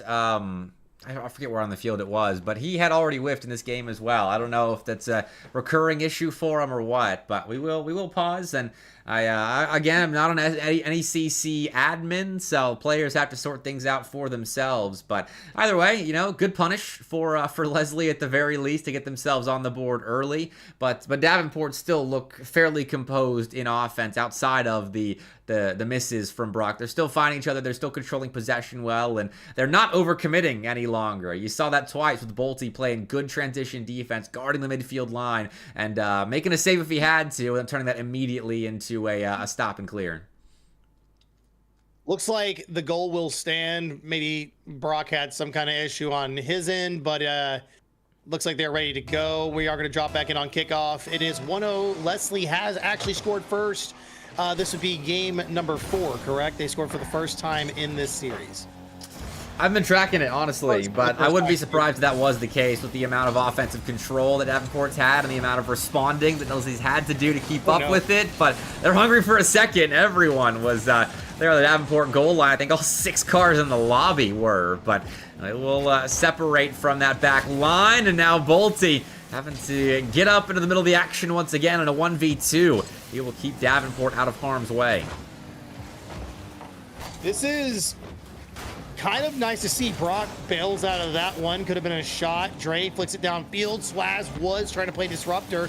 Couldn't find any of the bumps they needed. Brock will need a clear and gets it. Shot on target. Maybe a little bit of a test for Lesley. Not a tough one, though. Very easily passed. And Cam will play this off his own back wall. I don't know if that's exactly the position you want to be in, but that touch was good as it forced Dre all the way back. Colat as well. Very awkward on the back wall, but they play it well enough, and Lesley get one chance here if Brock isn't able to control it at the midfield. Oh, still forces the first attacker to miss, and the second man up, wow, almost had possession, but Davenport are that good on the challenge game. No boosts, no problem. Brock and Cam together up in front. They trust Bolte behind them to be able to invest resources like that into an attack that really didn't have legs at the start of that play. Brock had no boost, had to get crafty in order to set Cam up with the ball, but once Cam was given the ball by Brock, he made the most of it. We're tied again, and this could be 2, if not for Swaz making a read on the goal line. Yeah, that 1v1 scenario, Cam is not the player that I want to have to be going 1v1 against. That just crowding the goal line is about the only way you're going to capitalize in an instance like that. Brock does get the second goal for Davenport, but Cam's 1v1 prowess, man, again, that's just the last player I want to be in an awkward defensive position against. Yeah, no kidding. Solid 1v1 player. Brock as well, I believe, a decent ones player in his heyday too. I don't know about Bolte, unfortunately, to evenly distribute the ones compliments, but either way, we've seen the on-ball ability from all 3 players tonight. Bolte a little bit more on the defensive side and playing a facilitator role up in front, but when you got Cam and Brock up ahead of you, I mean, there's a reason why these guys are nearly a top 10 team in CRL. And here they go again. Bolte's almost found a third for them, though. It clangs off the crossbar, and it's a 2v1 going the other way. Yet once more, the one of Davenport wins. That was an awkward touch from Dre. I think he was just trying to rotate out. Swaz was looking for one there, couldn't find it. Colat demoed in the net. Dre will have to come in tow for the extra help. 2 for 1. Out of the corner, maybe they'll find something decent. That's a tough play, the back line. Swaz barely gets it there, but unfortunately not good enough to keep it out of harm's way. They go up by 2 on the side of blue. Just couldn't get the ball at the corner, and can't give it an easy cleanup. You could see Swaz's car language there. He knew that was a goal after he couldn't get it into safety into the corner, as the defensive resources were once again exhausted by Davenport's attack. And the 2-goal lead in the final minute, things were looking good, but that 2-goal lead is dissipated. Once more, an open net scored by Colat. The punishments on over-aggressive attacks have been perfect tonight for Lesley, and it's how they're staying relevant in this series. And I mean, shout out to Colat too, because I think Colat has also been the player to capitalize almost every single time in those instances. Dre might get it off the kickoff. Now Cam is able to quickly react out of the corner. He gets a better 50. Forces Colat awkwardly. He kind of jumped and wasn't able to turn that one around. Dre commits early, goes right into Colat once more. Swaz maybe able to find something downfield. Oh, Colat couldn't get the touch, the redirect he wanted. Dre's also hung up on the side. This is going to be awkward defense with the bump necessary for an easy clear. Center ball still, though, and Bolte makes the most of it. Gets up and grabs it. And with that, likely pushes game 4 out of reach. Lesley, they need to create something quickly. And unfortunately, when Davenport's not giving them freebies, creating chances quickly has not been a strong suit of Lesley's tonight. Davenport just looks so clean at the moment. They absolutely do. They've been capitalizing on all these opportunities. Colat maybe gets a third. Ooh, okay. Here. Oh, Cam was forced awkward. Did you see the body block from Swaz? Yeah, I'll take it back. This was a quick chance developed. Colat wins a challenge and Swaz up ahead. Beats the next guy up. Bolty was a non-factor right there as he was rotating back. So I'll eat my words. Lesley make a fast opportunity into now a 1-goal game here. And with a good kickoff, they could maybe tie us up, but now Brock's got control and he can kill a lot of this game. The ball gets away from him. Dre is in a 1v1 with Cam right now. Have to take a boost. He goes far side, but Cam finds a stop and the ball will stay in the air, though in a much better spot for Bolty to close. He fakes it and Davenport do get out of game 4 despite Leslie's last-minute surge. If we had one Lesley player just cheating up on the ball, obviously you were looking for the clear. You don't expect somebody to whiff on it. You leave yourself at the midfield so you can react at any point in time to maybe cut it off. And unfortunate for them, I think Brock pulled the rug right out from underneath them, was like, I'm going to bail out on this. You guys aren't going to get a lucky another one. But again, a game where they were at a 2 to 3 point deficit closed down to a 1-goal game. Lesley is playing lights out, but as you said, through most of that game, Davenport was playing incredibly clinical. Yeah, and I don't want to keep harping on it, but I think half of Leslie's scores have been Davenport punishes, and so they have to step up defensively in order to win this series, because Davenport are feeling confident enough to play over aggressive offense, and they're still winning games, even with that play style, and so Lesley has to find a way to stop this Davenport attack, and honestly, I don't know how they do that. This is such a dynamic Davenport's front duo, especially with Cam and Brock, and when Bolty's called into action to shoot a clean shot, he's good for it. He's always got his shooting boots on, and then in transition defense, he is an all-star. Bolty is exactly what you look for in a third-man glue guy put next to some RLCS bubble and main event players at times in their careers. And in CRL, that's a recipe for success. We've seen it with Baylor. We've seen it with Concord. We've seen it with St. Edwards last semester as well. CRL is the scene of the third-man glue guys that know how to play their role to perfection. It's true. We're seeing it here as well. I mean, again, like I said, you would assume that Swaz with the kind of high-level experience would be the man up front, but it's actually, I think, Colat has really been the offensive superstar through the series this evening. And Dre, credit to him, has had some incredible moments on offense and on defense. Cam is just deleting the players off the pitch while he can. Brock shoots one wide. This could be a follow-through for Cam, but defended well by Swaz. Dre, though, a little boost in the tank, grabs 100, is able to get a decent clear, but it's only as far as Cam, which allows Davenport to at least cause a little bit more mayhem in the orange. That one, though, what? Did they just get turned off? Did you see the bottom left corner?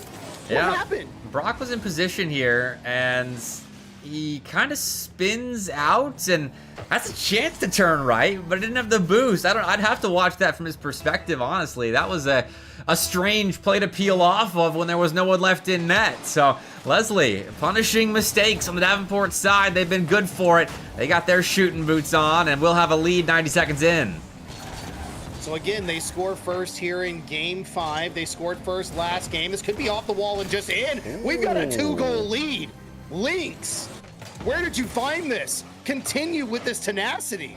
No one back after Brock dives off the sidewall and Colat beats him. So 2-0, first multi-goal lead for Lesley all throughout this series. And not a bad time for it in a must-win game to start off a must-win string of games for Lesley, playing against Triple Match Point all throughout the rest of this series. But 2-goal leads, nothing to scoff at, and it's got to feel good for the Lynx.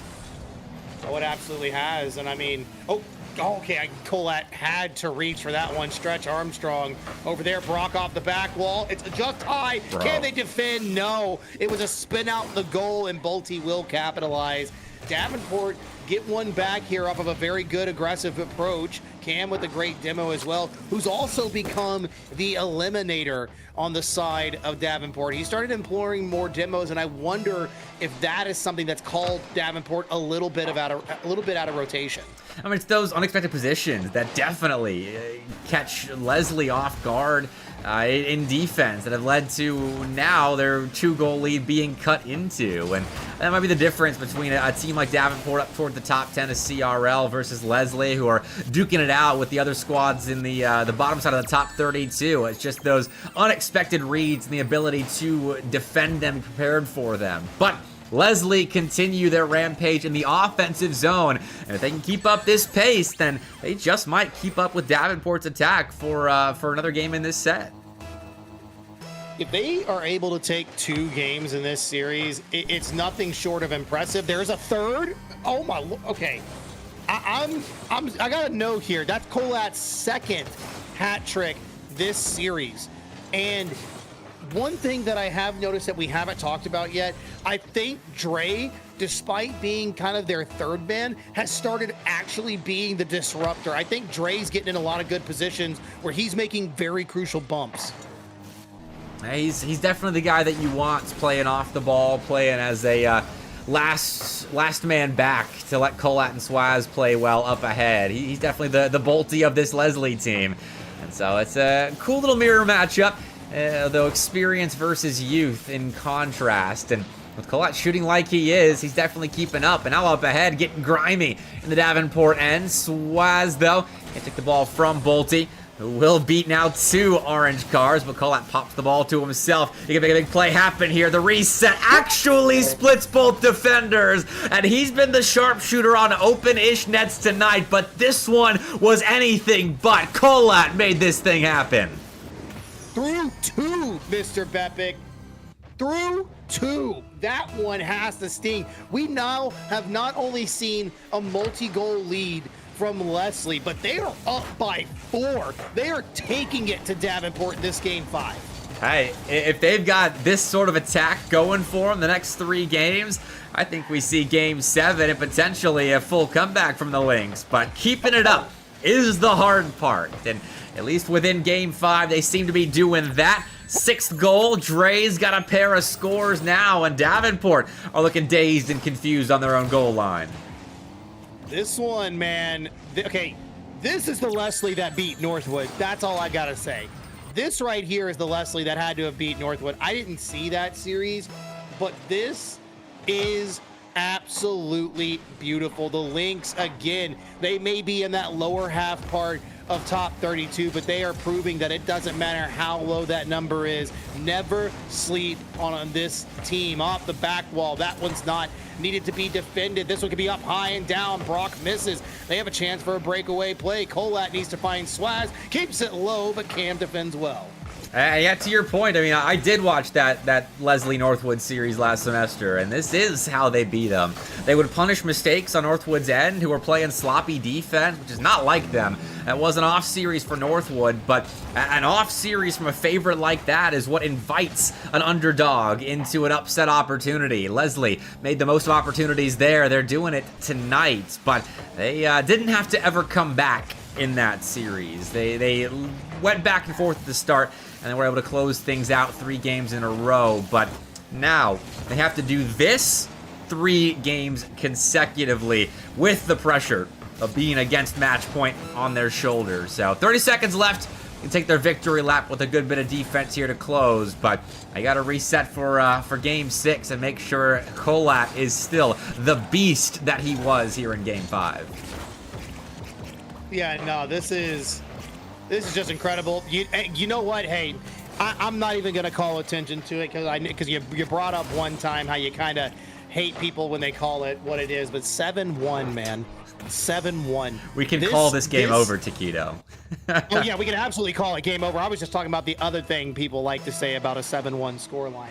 What I'm getting at here is I have yet to see a dominant performance like this from Lesley, especially against a very high-ranked team like Davenport. Like you said, you got to see the Northwood game. You knew what it was. But this is my first time being here live, and if this is the level that Lesley can play at, them being down in the lower part of 32, the rank 32, those got to be some rough losses, or maybe they only dig into this when it comes to playing higher competition. Yeah, their peaks definitely are up there with the best of the best. Just about maintaining that all throughout the semester, and hopefully for Lesley fans out there, peaking this Sunday or the Saturday afterwards and placing in that top 16 of league play. That'll get you some good reps. Those would be important series for a freshman team that is currently just getting started. They've got several more years together, and so far so good for Lesley. But let's see if they can do this. See if they can actually come back in this series. Let's see if they can keep it rolling into Game 6, and if Colat is still the hot hand that gave Lesley one more win in this series. Dre just barely missed the foot race there. Swaz has a chance to be 2 now, just like Colat, but not able to. Brock lonely in defense on the back wall. It's a good push from Lesley, but unfortunately not good enough to break through the defense, though they do keep this pressure alive. Maybe out of the corner we'll find a pass on target. Brock saves well. Colat now looking for Swaz in the mid. That's a good challenge from Davenport, but Lesley still hungry for that opportunity. They've kept Davenport pushed back a little bit. Cam almost has a chance to break one away in transition, but they stave off on the side of the Lynx. It's a giveaway from Colat right there.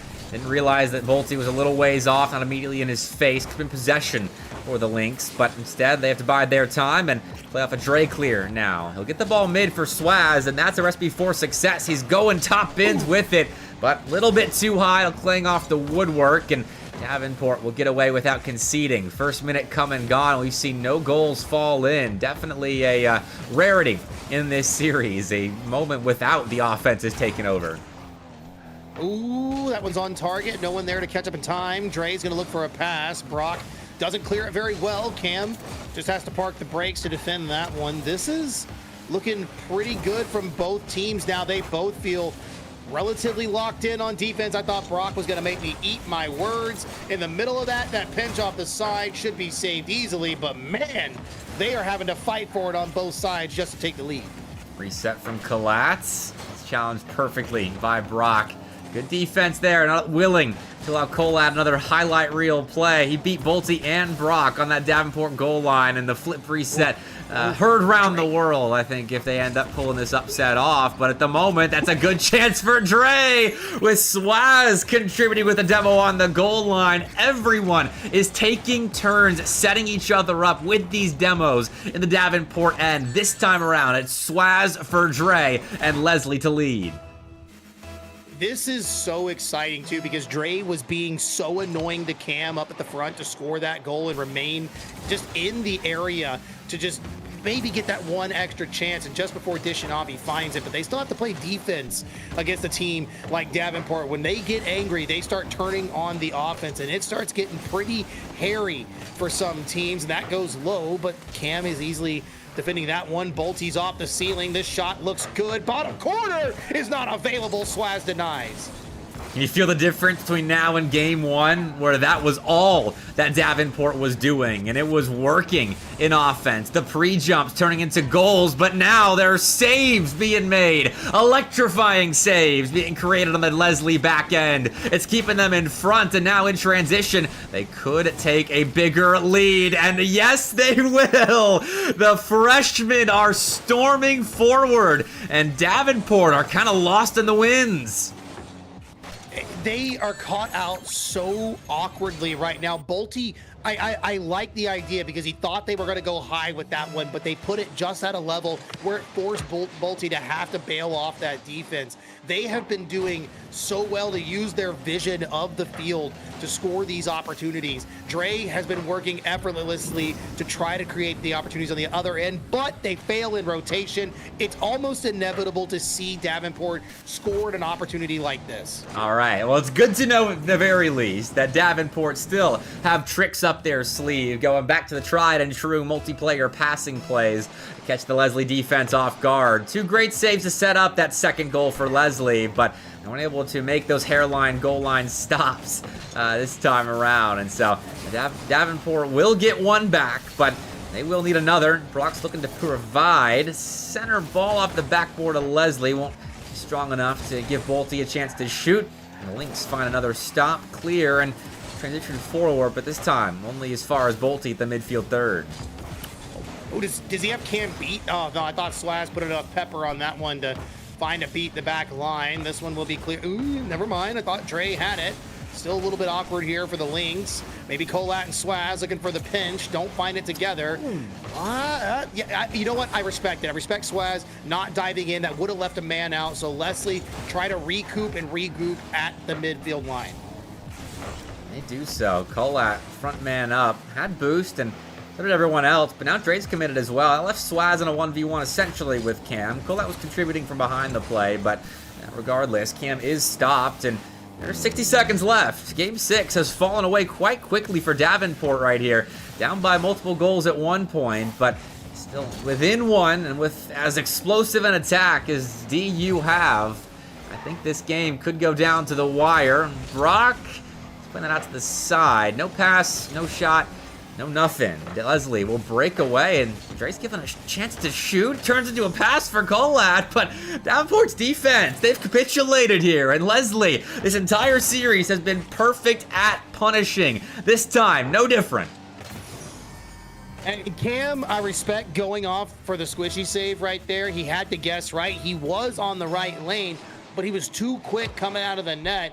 And so the timing being completely off, 2-goal lead here for Lesley. They look to push us to 7. They want to see Champions Field, and it doesn't matter to me what result comes out of that game 7. The fact that Lesley is here against another potential top 10 team is nothing short of impressive. Oh, big demo. Brock can turn on this, and Dre doesn't get back in time. Davenport keep their hopes afloat now. 14 seconds left, and that's what I'm talking about. There are certain teams that can just score at will sometimes with a big all-in explosive play. And right there, the demo connects. The 50's perfect from Brock. The setup is nice to pull Lesley apart. And the kickoff strat doesn't end up succeeding. Brock is bumped off the ball, and now Swaz can waste time.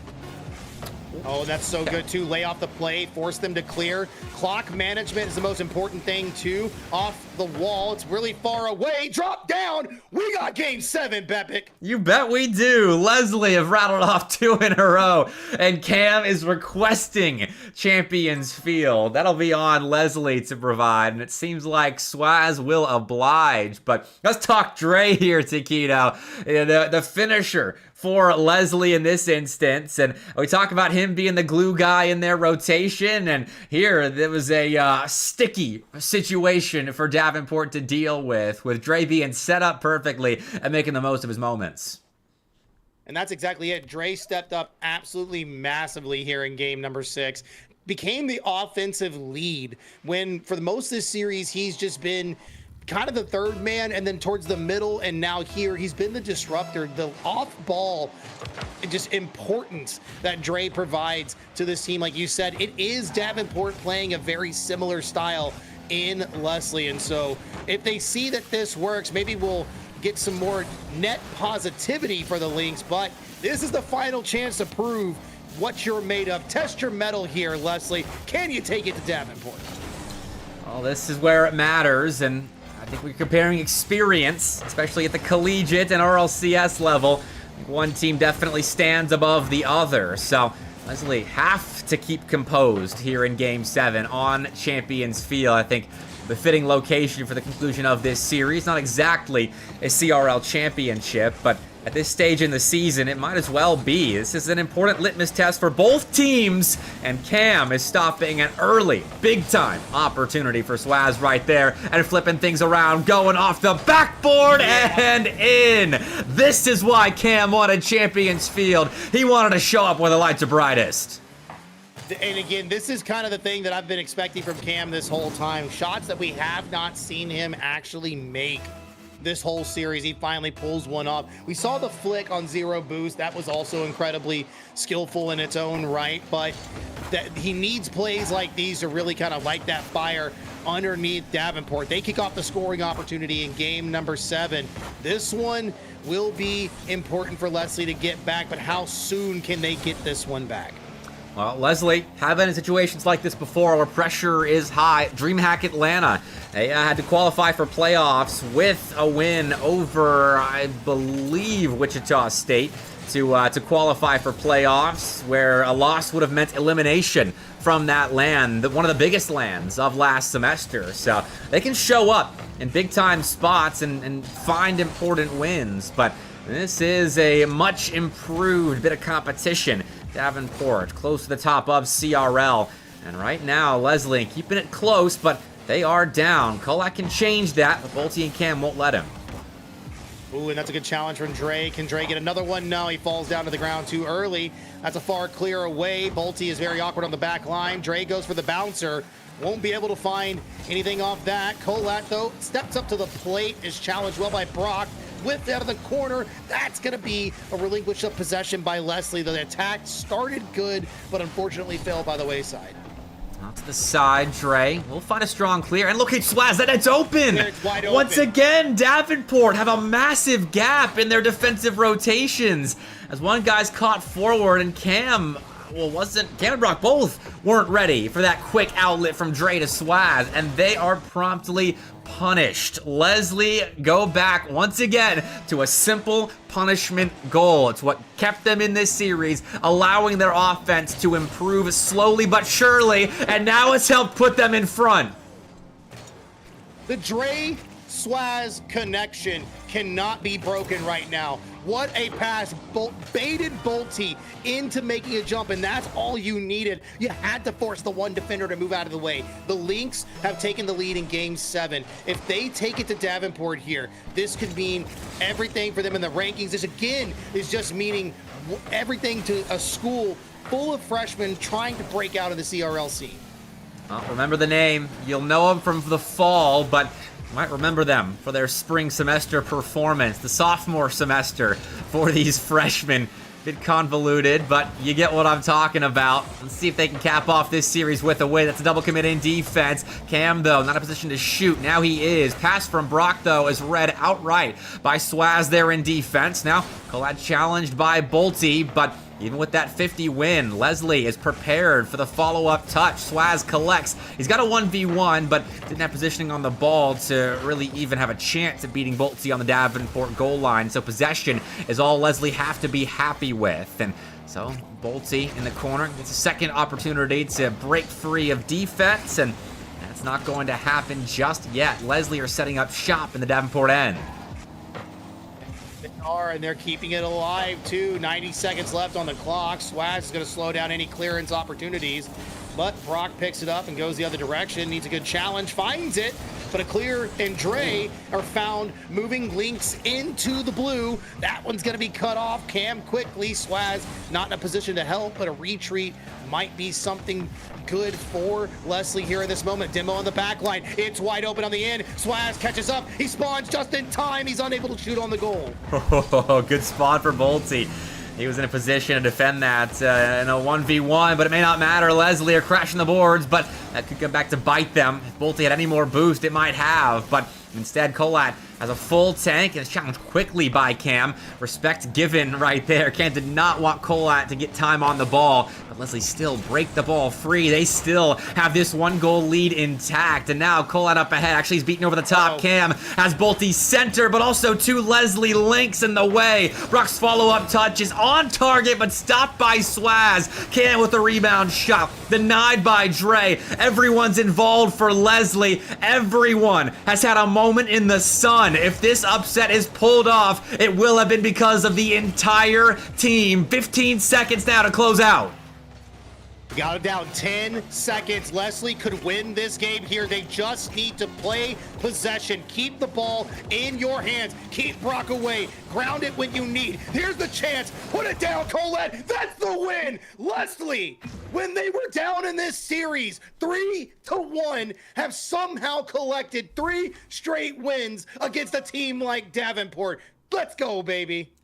Composure shows itself in the youth. These guys have experience competing at the high school level. They've got a semester under their belt, but still a team of 3 freshmen you don't expect to come out and come back from a 3-1 deficit against Brock, Cam, and Bolte. That is a good, experienced Davenport team that Lesley just beat straight up. And it wasn't Davenport playing poorly and giving it to them. Yes, they made mistakes, but they were still playing close to an A game. And Lesley stepped up their defense. They made their defensive adjustments. They kept on punishing the few mistakes Davenport was making. And man, did they upgrade their firepower. That is a fun team to watch in Lesley. You all better remember the name. Absolutely. This one's coming home. And you reminded me of DreamHack Atlanta. Again, just because I'm so close friends with Somber, he was there. I was watching as much of the tournament as I possibly could. I was rooting for Lesley to get back into that tournament in any way they possibly could. This team has absolutely become a household name for me. These guys are just unbelievable when they lock in and when they lock in live in a series. They started so poorly. No offense. Game one was rough against Davenport, but slowly and surely they turned it around. Dre went from being a defensive third man to the midfield disruptor to the facilitator for Squaz and Colette, and even decided that he was going to take over the scoring in game number 6. All three of them worked so cohesively together to turn that series into a W. All right, well, one hype series into another. We got to throw to a quick break because we're late for Florida versus Daytona State, NECC Division 2, Taquito. Thank you for joining me. Lesley and Davenport fans, thank you for joining me. Everyone else, feel free to stick around for Florida versus Daytona State, battle of two of the top teams in the entire state of Florida, coming up next.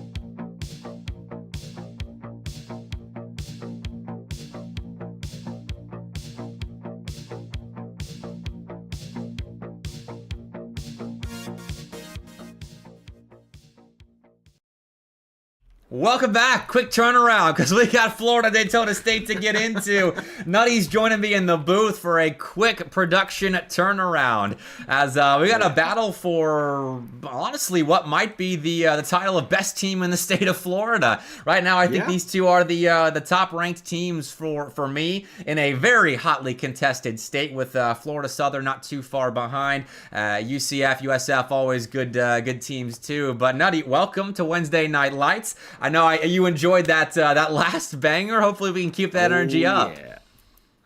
I'm hoping so. These are two very fun teams. You mentioned this potentially being for the best team in Florida, and you also mentioned Florida Southern. They're all in the same NECC group, Division II, East B. Look. This is just an incredible group. You have Winthrop Academy, Bruton Parker JV, Kennesaw B, and then South Carolina in 4 Florida teams. How is someone supposed to be dead last in this group? They're all incredible. Yeah, I feel kind of bad for. I think UCF is the odd team out. I would assume so. Yeah. But like that still leaves because top 4 make playoffs in the NECC, and so that means one of like Winthrop Academy, Bruton Parker Academy, UCF, Kennesaw State B. These teams are going to be left out. Maybe all of them left out. One of Florida Southern, South Carolina, Florida, Daytona State, and Winthrop Academy, I think is the way I should have done that. Are gonna be left out of playoffs, and that's just not right. So NECC, if you want some help on the seating committee side, feel free to hit my DMs. But here we go, boys. It's time for Florida and Daytona State. They were waiting on my go-ahead, so sorry to make them wait. Both with the Game 7 and now the start to this set. But Nutty, this should be a fun one. Florida's been going to Game 7 like nobody's business. Daytona State's just a fun team to watch. They're both so much fun. They're floating around that 32 to 48 range. I believe you had these guys 39 and 46 respectively Dead on. in your last poll. Yeah, like look at that. I do my research sometimes. Florida being the one grabbing that number 39 spot, but this is a potential top 32 team. Both of these guys qualified for the Tri-City Slam. It took Florida 1 qualifier. They only lost to Winthrop Academy and then took a big win in the lower bracket over James Madison. That one went to 5. But as for Daytona State, they had a rough time qualifying, in all honesty. 2 losses, 1 to James Madison and 1 to UT Dallas, with the latter going to 5, and then qualifying through uppers in the final qualifier, with the notable win being against Shawnee State. Yeah. Quality series, a lot of quality series actually being played between both these teams across the NECC, across the Tri-Cities Slam qualifiers, and then other leagues that they may play in. So we've gotten to watch a lot of tape on Florida, especially if you include last semester, Daytona State on this stream, looking at the Tri-City Slam and NECC. So we're in for a treat now, but Larry, right before this, did call me out for ranking Florida number 39, saying that is a criminal ranking. And I will defend it at the moment, because you got to compare the resume of Florida with 2 losses to Winthrop Academy, who I don't think are quite a top 32 team. They got 2 losses to them and have yet to beat a really strong opponent. Hopefully that comes this weekend. But Florida, so far so good. Looking strong in defense, and that converts now into a sap strike top left. It's a great bump there from Hanny Crackers. He's the middleman for this team. He sits in the middle when they're on land. He keeps their heads as cool as they can be, as most of us know how loud Florida can be on land. However, he's able to start some physicality to open up some space, and that's really what you're going to need to allow Sap to work on the ball. It's one of the bigger talents individually in the state of Florida is Sap, and it's always a blast to watch him work. Yeah, he's one of the most momentum-based players I think I've seen in a long time. That DreamHack LAN, a big example of that. And I think Larry, who's gotten a bit better, I mean, when he was a freshman and sophomore, I remember the first couple of seasons of watching Larry. He was definitely also one of those momentum-based players with the old True Raid, Kyan, and Larry trio that took over for SXite and Strawberry something and the old Florida teams. And they were a fun group of youngsters to watch, but now Larry has certainly matured matured, become a bit more consistent, and then the transfer of Hammy Crackers did a lot for the consistency of this Florida team. And so they are still momentum based. I think their peaks are absolutely like top 25 at minimum when they are playing their A game. But unfortunately, at times, and we saw this during the NECC D1 promotional tournament, their valleys can be a bit on the lower side too. But it's all good, as we got a long season ahead of us, and I'm sure they'll notch some marquee wins. Daytona State could be another one of them. If Florida can notch another win against the top 48 opponent, they'll be building a solid resume going into the rest of the semester. Yeah, absolutely. The winner of this is a tough series for both of these squads. The winner is absolutely going to be able to put this on their resume. I feel like for Daytona State, obviously they're ranked lower, but even if they weren't, I do feel like this would be a better win for them if they were able to take down Florida, just because, you know, even last semester, we didn't really see them on the same field of play as UF. Daytona State, I would say, at least right now, I've even become more of a fan of them because I'm starting to learn Daytona State ball. These guys are fun to watch. Solus, in fact, is one of my favorite players in the Southeast right now. He's so smooth on the ball, and he's able to just facilitate very well for his teammates, open up some space for Smooth. I like their chemistry as well. The Daytona State as a unit look very solid. And we watched them last week against South Carolina. They did drop that. I think it was a 4-2 series, maybe 4-1. And they had some pretty bad mistakes. I think if they can rectify those positional errors and some own goals, some rough double commits where they're giving up easy scores on the other end of the pitch, if they can fix that, then this is a team that I think is right there with Florida when you're talking about peaks that could put them in the top 32 conversation. But for right now, they are 1-5 on the season against teams in the top 48. 3 losses to the 17 to 32 range in my top 48, and then they're 1-2 against teams 33 to 48. So improving that record is step number 1 for Daytona State. But at the moment, I think step number 1 is scoring an equalizer in the next 3 seconds, but Hammy's on the ball looking to ice things out, and that double commit should do exactly that. Might even give Larry a second, but he is so kind as to not take that opportunity. Florida will just win by 1.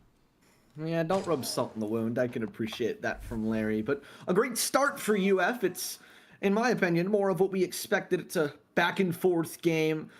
Both of these offenses are very high powered, but especially Daytona State, I've been liking their defense. The shot differential, though, Daytona State favored 8-3. It's not really close, in all honesty, but at some point you got to be able to cash some of those shots into goals. And that's the consistency that I'm talking about Florida now having as a team. Defensively, they were very sound right there. They weren't making mistakes. They were winning their challenges, even in their box, on their goal line. And that didn't convert itself into extra offense per se, but it converted itself into a shutout Game 1 performance against a very offensively talented Daytona State College attack. So we'll see what happens going into Game 2, who stays consistent throughout the best of 7. But I know Florida, at least, is well equipped for a long series. Larry was even in my DMs. We were chatting about how we think that best of 7s are the truest form of Rocket League competition. You got time to adjust. You see who stays the most consistent through a series and who has that longevity against solid competition. We saw it in the last series. Avian Games, I see you in chat. Lesley did end up winning that series in Game 7 over Davenport. Came back from being 3-1 down. And if that wasn't a best of 7, Lesley never would have won. And we'd be talking about how good Davenport is right now against a team of freshmen. But that's why we play the full series here in the NECC and on Night Lights. I love me some LAN qualifiers where, you know, you get some of those best of 5s, best of 3s. Not my favorite thing of all time, but best of 5, a little bit of that middle ground. However, it's always been tried and true. The best of 7, it's undefeated, especially with Florida and Florida Southern last week. If I remember correctly, it was 3-1 Florida Southern, and then Florida racked off 3 wins to take it there in week 1. So another example. Speaking of that, even Florida, if they're able to win here tonight against Daytona State, they will have conquered both the Florida teams. Who else do they have to beat? Kaiser? Well, they have and will. The battle for Florida, I think, was a Florida Kaiser final, if I do remember correctly. So they're willing, ready and willing. UCF also potential contender, and we will get a UCF Florida matchup at some point this season. But all right, here we go. Daytona State. They take themselves about 6.5 minutes to score their first goal of the series, but Smooth does it in pretty high-flying fashion. That is a gross shot there from Smooth. I was harping on him a little bit earlier, but man, the mechanics in full display. Goes ceiling, goes double, buries it. And the first goal for Daytona State, 1-1, the goal differential now, but Solis trying to make it 2-1. Can't find it there, but the offense for Daytona State does not seem to be going away anytime soon. However, Hammy Crackers makes me eat my words, gets a reset, goes low, but his touch gets a little bit away. Gio's looking to create another player that I think mechanically is going to be impressing a lot of people this semester. We had Gio of WCTC last semester doing it across the scene. Now I think Gio from Daytona State is going to be one of those players to surprise some higher level opponents. But right now, boostless, and we'll lose that 50-50 to Larry, but maybe intentional. Sets up Smooth with the ball, and now in a 1v2, Hammy's alone for a moment, though. The boost funds were just not there for Daytona State, but now they are. Gio had boost in the tank, and now can get up for this pass center, but Sap does it quicker. Good cuts from Florida, specifically Sap and Hammy, to be able to nullify some offense out of Daytona State, but it's just back and forth. We haven't had an extended stay in either half in the first half of this game, too, as Gio's going to be able to bail Solis out of a tricky situation and maintain their 1-goal lead. Offense, I wouldn't say it's few and far between these opportunities, but the defense, really the standout point in the first game and a half, is Gio's going to leave it for Solis. Ends up blocking his shot. Not exactly what you want to see from Daytona State, but sometimes it's just how the cards fall. Yeah, Sap was descending right there, potentially in the path of the shot, but he had no boost, so that was a very vulnerable Florida net, and it still kind of is. Larry has to get up from behind the play to block Gio's shot, and now Smooth has a player center to help out, but once more, Florida take a deflection off their goal line to prevent Daytona State from scoring any of this barrage that's going on the Florida net, and now they're breaking away, and Gio is in the 1v2, puts the ball center, and got a teammate that can make a play on it, but there is a miss, and now Sap up ahead will 50-50 Smooth, though Daytona State have the boost totals and the positioning to maybe break back out of defense sooner rather than later. Yeah, Sap and Smooth, the only 2 goal scorers so far in this series, looking to see something from, quite frankly, any of the other 4 players in this lobby, but with the shot differential in this game, too, being 6-2, that now makes it 14-5 throughout these first 2 games, favoring Daytona State, and that's an absolute beauty of a fake. Smooth buries it, 2-0. That could be the closeout goal here. Florida have only put up 2 shots in this game, and it's been difficult for them to separate from their back line in this second game here. Different case in game 1, but Daytona State showing a lot more fight, a lot more stoicism around the pitch, but this is a kickoff win, and the ball's given to Hammy Crackers, and he is the guy still on the Florida end. Don't let the improvements of Larry and Sap alongside him fool you. It can still be the Hammy Crackers show. He's still got that in him. Doesn't always have to be, as we've seen with other rosters that he's played on, but he can take a lobby over, though, this time around, as Daytona State keeping control of the lobby. Just barely from Solis sneaking back to that one. They're not completely done yet. However, with that boom and clear from Gio, you could all but put this one to bed. Hammy looking for Sap on one more last gasp in game 2, but it goes awry. And Bepic, it seems to me at least like we've got a nice little series on our hands. Well, I sure hope so, because after that last series got the adrenaline going, I'm not trying to slip into a funk for the final series of the night. And then typically, traditionally, in Tuesday night lights, Wednesday night lights, Friday, Monday, whatever it is, the last slot is usually the most chaotic. So these guys have some big shoes to fill. And while I'm sure this will be a bit more composed than your Montevallo versus Mount Aloysius 9-7 7 game 7s of Nightlights past, I still expect big things from the entertainment value of a Florida team that's been going to game 5s and game 7s like it's nobody's business. And Daytona State is showing that they can push the Gators that far with a really clean game 2 right there. Florida really never was allowed to get going. No, not at all. They were suffocated. They were barely able to sneak out that game 1 victory. I say barely. They maintained some pressure here and there, but at the end of the day, it really felt like Daytona State could strike at any given moment. Looking around at the rest of Group B or East B in Division 2, Winthrop Academy take it to Game 7 versus BPC JV. End up getting the win, featured on the mainstream for NECC.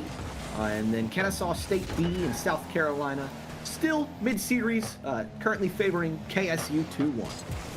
Okay, South Carolina's an upset watch right there. They went 4 games in a best of 5 with Winthrop Academy previously, but I'm a little surprised that Bruton Parker Academy took the Winthrop Academy team to 7. I don't want to completely disrespect Bruton Parker. Never mind. Saps just scored a banger. Let's talk results later. All right, now Saps getting activated here. Punishes that soft double commit on the Daytona State College back line and nails that tight double with the front lip of his Octane. That was nice. Those front 2 wheels on Sap's car, they're absolute beauties tonight. It's really just been the Smooth and Sap show. I mentioned it earlier in game 2. Want to see a little bit more from someone else, and maybe it's going to be Solus, but his shot gets blocked out by, guess who? Sap again. Sap is kind of... Now, this is not a diss whatsoever towards Hammy or Larry. I do feel like, at his best, Sap would be the best player on UF. If he is on, it feels like this entire UF team could just be clicking along with him. Okay, that's a bold take, Nutty. Saying he's better than Hammy Crackers is definitely a bold take, but I'll let you have that one. We won't have to go back and forth on it, but right now Daytona State just beats those big players on Florida, Hammy included. Sap to start things off, and they'll tie us up 1-1 here. That's great team play.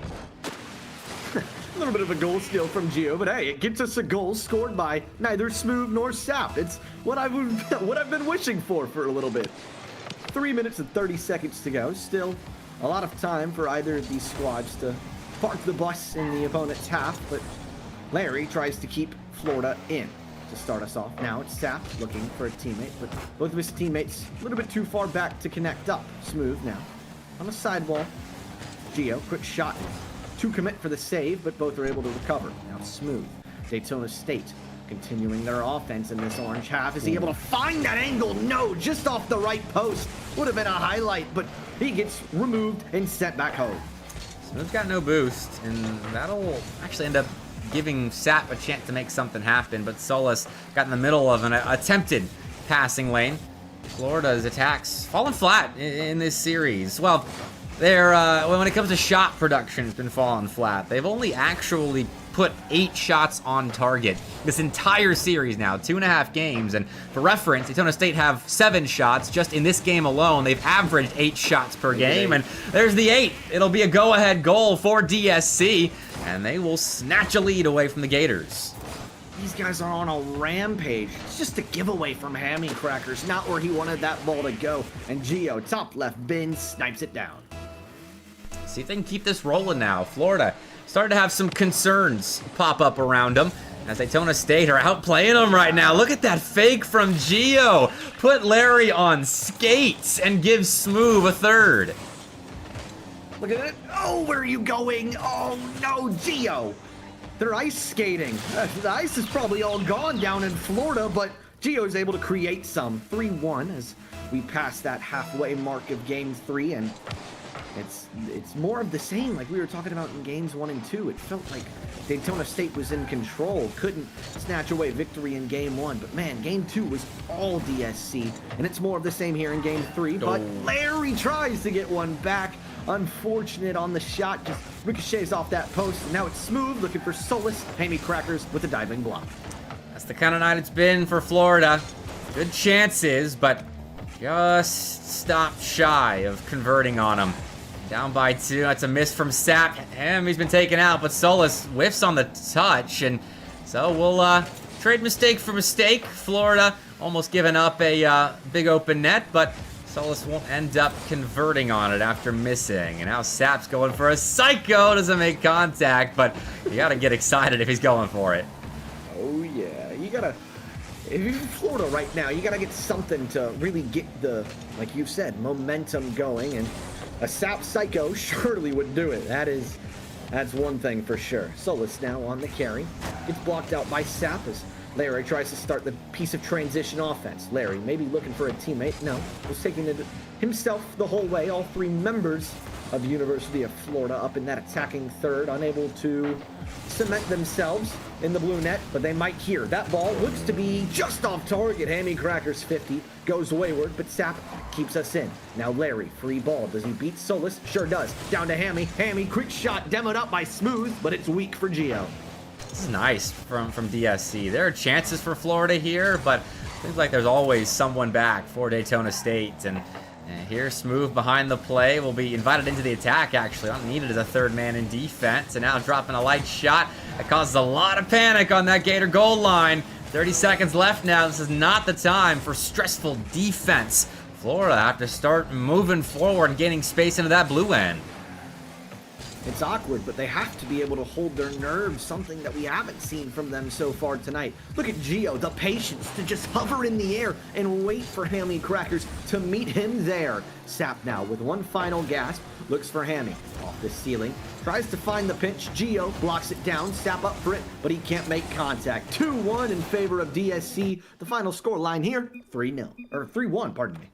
And Florida, they would put up 7 shots in this game, their best mark of the series. But the DSC attack was strong. 3 goals for them on 10 shots. Not a bad conversion rate, but in defense, I mean, Florida had some chances that were just off, hence the 4 saves on 7 shots. But I mean, Daytona State looked composed, and they were a big part of why those Florida opportunities were just off without counting as saves on that Daytona State goal line. Just good presence all around the blue end, and Florida's in a spot of bother right now, but they are not a team that you want to count out at any point in this series, even with Daytona State looking very strong right now.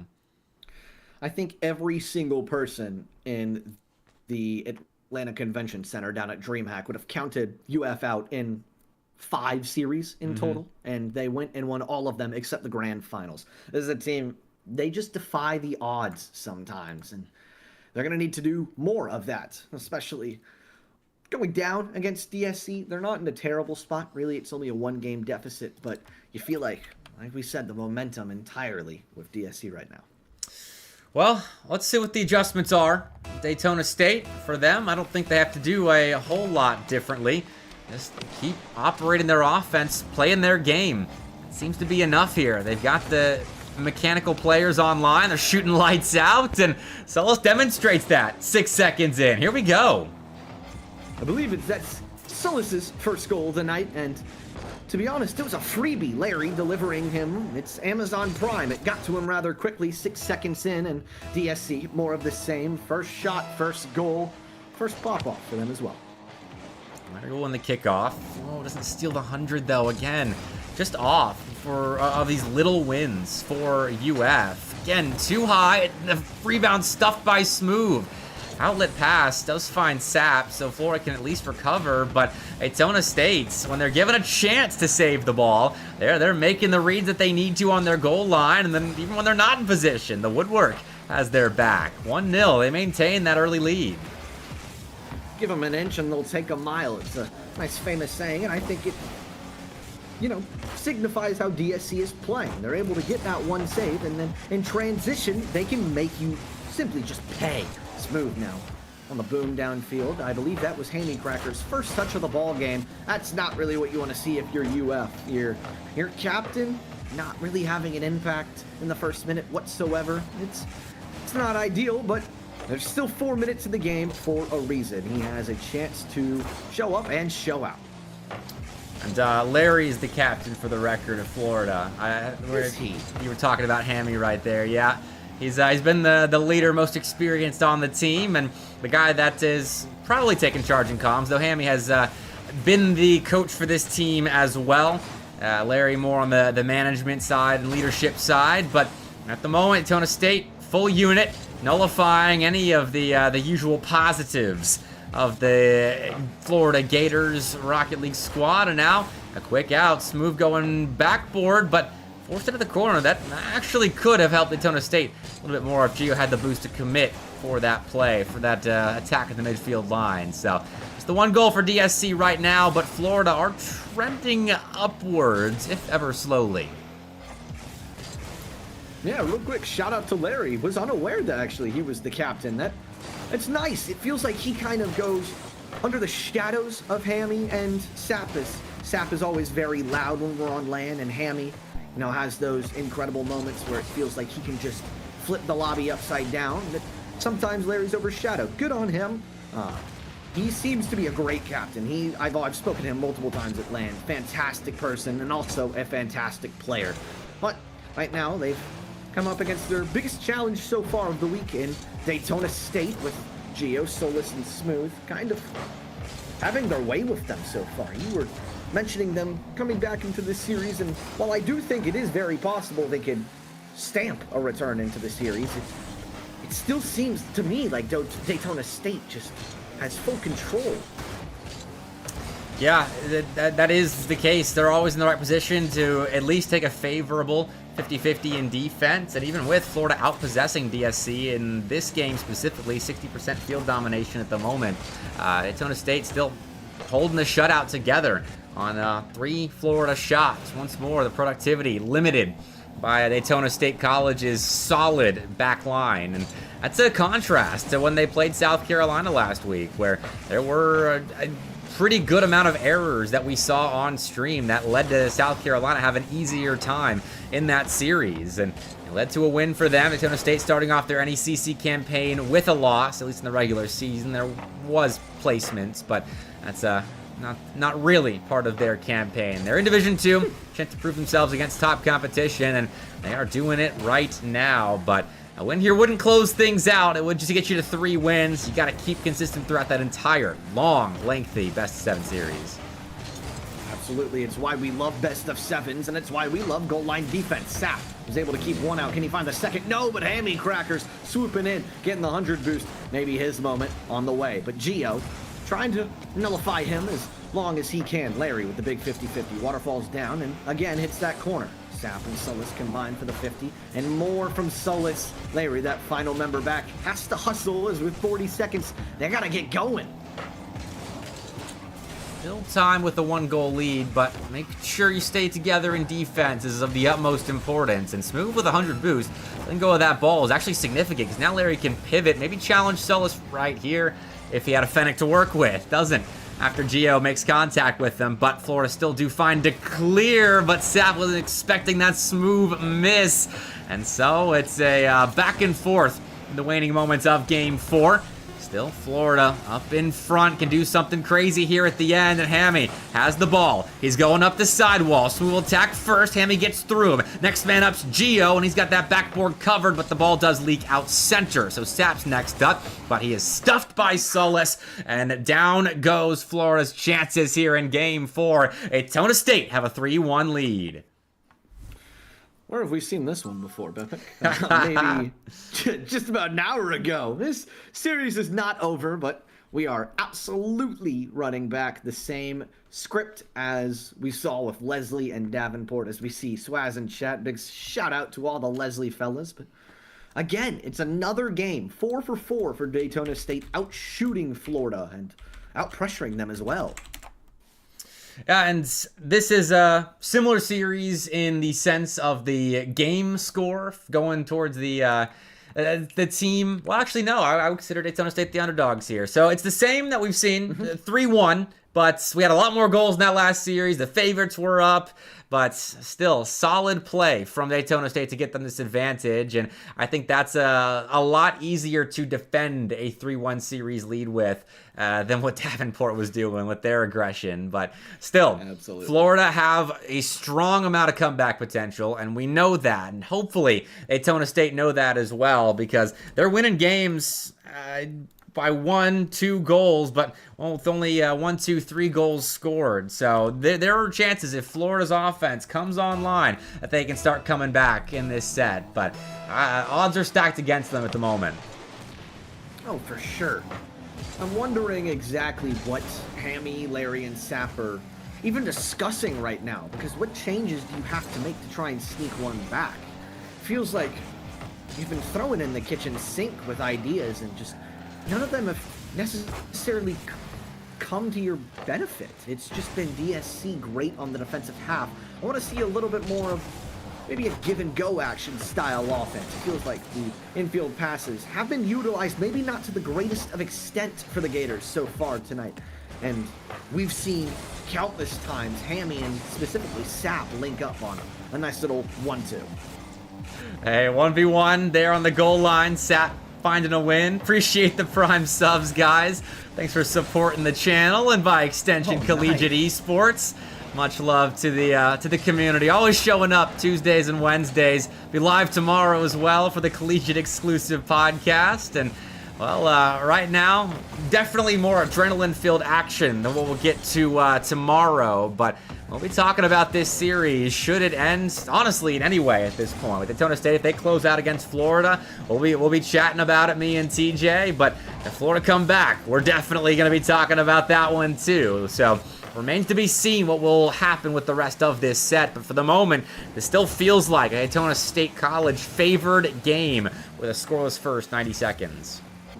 Yeah, there'll definitely be I would say a relatively large shakeup in the rankings with all the things that we've seen in NECC tonight. St. Clair taking down Concord, another big result. But this series, I definitely think will shake up that 32 to 48 range. Either of these two teams have a lot of room they could go up, and also a lot of room they could go down. Speaking of up and down, Larry over one underneath the crossbar. He gets his first goal of the series with a nice little double tap. And the lobster is awake. Larry stuffs it in on an open-ish net. Still had the crossbar to contend with, but that's more like it. When Larry's not scoring, Florida doesn't tend to do a lot of winning. He's a good facilitator, but you want him up front too. And now Hammy's trying to follow suit. He misses on the tight angle double, but Sap can salvage possession now. Actually plays that perfectly. Sets up Larry for a sidewall double, and now Florida are cooking. This is an aggressive stance, but Hammy's slowing it down. We'll be able to give Larry time to, well, get demoed and rotate back, as opposed to just regularly rotating back. Well, he'll rejoin the fray soon by way of a sidewall dive in to try and limit this DSC counter. Look at the demos coming in from Sap. He's getting physical. They're getting aggressive. I believe, I could be wrong on this statistic, but I'm pretty sure this is the first lead we've seen for UF since game 1, and they're seeking their first multi-goal lead in the entire series. It's been rough going from them, but as we've seen in the opening half a game of game number 5, there is a lot that could be desired and achieved for UF, especially with DSC missing on a couple of relatively simple and easy shots. Just trying to salvage this. Will be one player slowly in the corner, and soon it's another, but DSC have overcommitted. And that'll be an easy second goal for Florida by way of Hammy Crackers converting on an open net. He's just beating everybody back with this shot, and Daytona State get kind of lost in the sauce up front. Yeah, there's the first multi-goal lead that I was just harping about. Counterattacks, name of the game for UF and DSC so far in game 5, but we also have some kickoff goals. Why not? Yeah, well, they'll take that. I mean, This series kind of all but guaranteed a game 6 now, with Florida leading by 3. I don't know if I foresee a world where they give up 3 goals in the final 2 minutes, as Daytona State haven't exactly been playing explosive catch-you-off-guard offense, as opposed to just controlling possession and wearing down the resources of Florida, or defending a 1-goal or 2-goal lead that they add too late. And so this should be game 5 in Florida's pocket. And with not 90 seconds left, we'll see how they defend it. I believe the only other time we've seen a single team score 3 goals in a game was Game 2 DSC. This is the first time we've seen it out of UF. I believe it's the first time they've scored 2 even, actually. But an offensive, I wouldn't say an explosion, but definitely a revitalization for the Gators, as Daytona State still not out of it quite yet. Gio hunting a bump, a double commit coming through. Smooth just trying to kill some time, which he will be able to, but Sap shoots just off target. Larry, cleanup. Well, the victory lap continues for the Gators here, and Daytona State, I think they're getting all the bad reads out in a game that is already lost, and of little consequence if they end up losing it, as they've got a decent cushion thanks to their hot start in this series, winning the first 3 of 4. But right now, Florida, this is more like what I expected from them, honestly, at the start of this series. They're making outplays like that. Larry is activated, and defensively, they're holding it together well, and now, all right, Larry calling Gio out. But what a save there after the 5th rolls in. You know what? I'm here for it. Let the fellas talk a little bit. Can we go next is insane. Oh, safe to say they are definitely still confident. Their mentality is still here. So is the DSC offense, as that one ricochets, off the post. Smooth. Can't locate the net either. This will, at the end of it, barring a couple of DSC shots, be the first time that Florida has won that battle. Yeah, they have finally had a game where their offense isn't hitting the post, or just not getting to a ball in time, or a pass just doesn't connect. It's very, very good turnaround for Florida here. But that's obvious analysis, and now what Daytona State has to do in Game 6 is make sure they find a way to counter it. And overextending an offense gave away 1 or 2 goals, and then got a couple of kickoff scores as well. Smooth will get one for the road. Nice little to-go present, and the Gators will continue to talk a little smack in chat. This is fun. I love both of these teams. You're muted is hilarious out of Gio. Both of these teams are funny. They're just genuinely funny guys, and they're entertaining to hang out around. So we go to Game 6. We got one more before a potential winner go home, Game 7, which I can hope and pray we see on Champions Field, just like Davenport Lesley.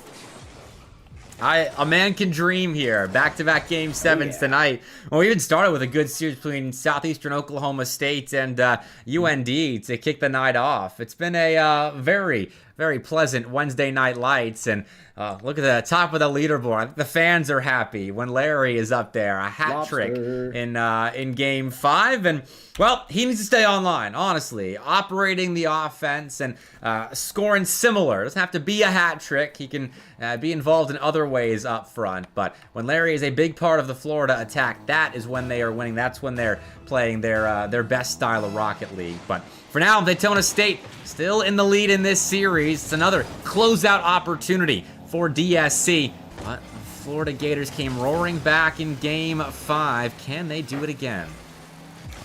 And Bepic, it's funny. It's not that this necessarily matters, but I did in fact jinx it. Daytona State won the shot battle 11-10 in Game 5, which is crazy to think about because they lost 1-5. But Solis gets one quick. It's a nice demo there from, who was it? Gio? Sure was. 1-0 in favor of DSC. Yeah, a little play style difference. A lot more productivity in terms of shots from Daytona State, whereas Florida a bit more calculated with their opportunities on the blue net. Yeah, I mean, we haven't seen yet Florida outshoot Daytona State, and already putting in a couple of, no, just one opportunity on net, but potentially a second one for Daytona State here early on. They're able to work this ball out of the corner, which Hammy won't allow, and Larry will end up clearing over the midfield line, so no second shot just yet for Daytona State. And want to be satisfied with just one for now, and a three-man passing play to potentially make it two. Sullis catching, faking, setting Gio up for a shot. He denies himself. If anyone's going to do it, it might as well be Sullis. Why not? I loved the give and go there between, I believe, Sullis and Gio, and then getting smooth in on the action. It's very nice out of DSC. It's more of what I was harping about that I wanted to see out of UF, those infield passes. DSC kind of answering the call there. They're able to clear up some space with the demo on Hammy Crackers, but Sap is a thorn in the rear end. He's a pain to take care of for any and all opponents. He's going to have a little bit of space to work here with Smooth having 0 boost. Nice little pop out. Sullis straight into the hands of Hammy Crackers. And here we go again. Gio actually on the clear. Kept in. And Florida maintaining some offense in the blue house. Possession control, but they're not actually getting anything with this possession other than kind of wearing down Daytona State. We still have resources now, but Gio is an important factor in this defense and is given a pretty big window to jump in and clear the ball away, as his second man on the goal line had no boost, and that could have been of significance had Florida beaten Gio there, but not the case. Daytona State continued to defend with composure, and even though they're spending a lot of time in their back half right now, they still have yet to really let a quality look on frame. Oh, absolutely.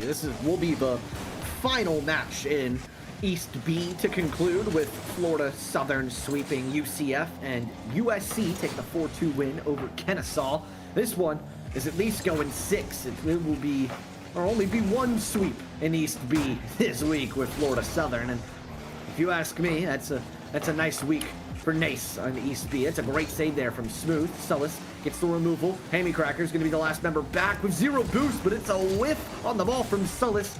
From Gio. DSC had their opportunity, but it blundered away.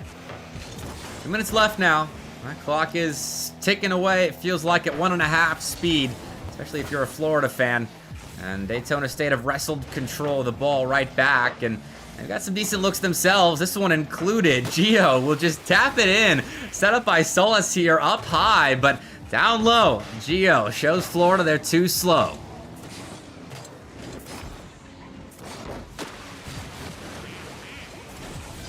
Think you're muted, Nutty? Me.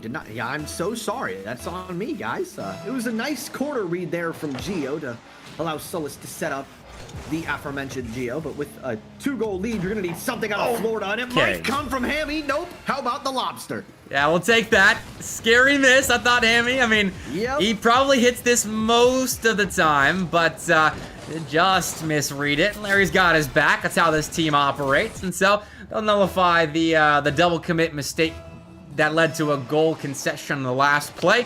Keep this a 1-goal game off kickoff. Sullis, though, can put DSC right back out in front by 2 here with a good setup, though not good enough to get through Sap. He finds a stop. He finds Larry. That's it.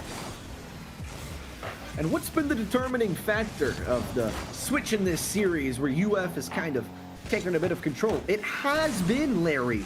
He kind of got gifted a goal in this game 6 from Hammy Crackers whiffing on that double, but he's still playing cleanup. He is playing well, at least. He is, pardon me, not being caught out of position whatsoever as Smooth. Oh no, that's all 3 members beat. Why not the 3rd?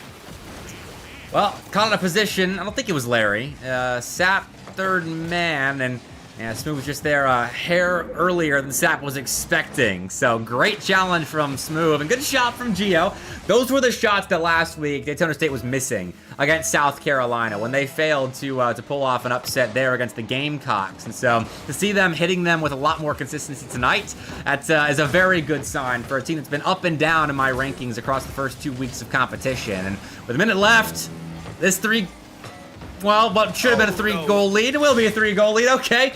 We'll let a big sigh of relief out for DSC fans, but this is a big 3-goal lead for them to have now in a closeout game. It's looking like they're on the precipice of knocking UF down a peg.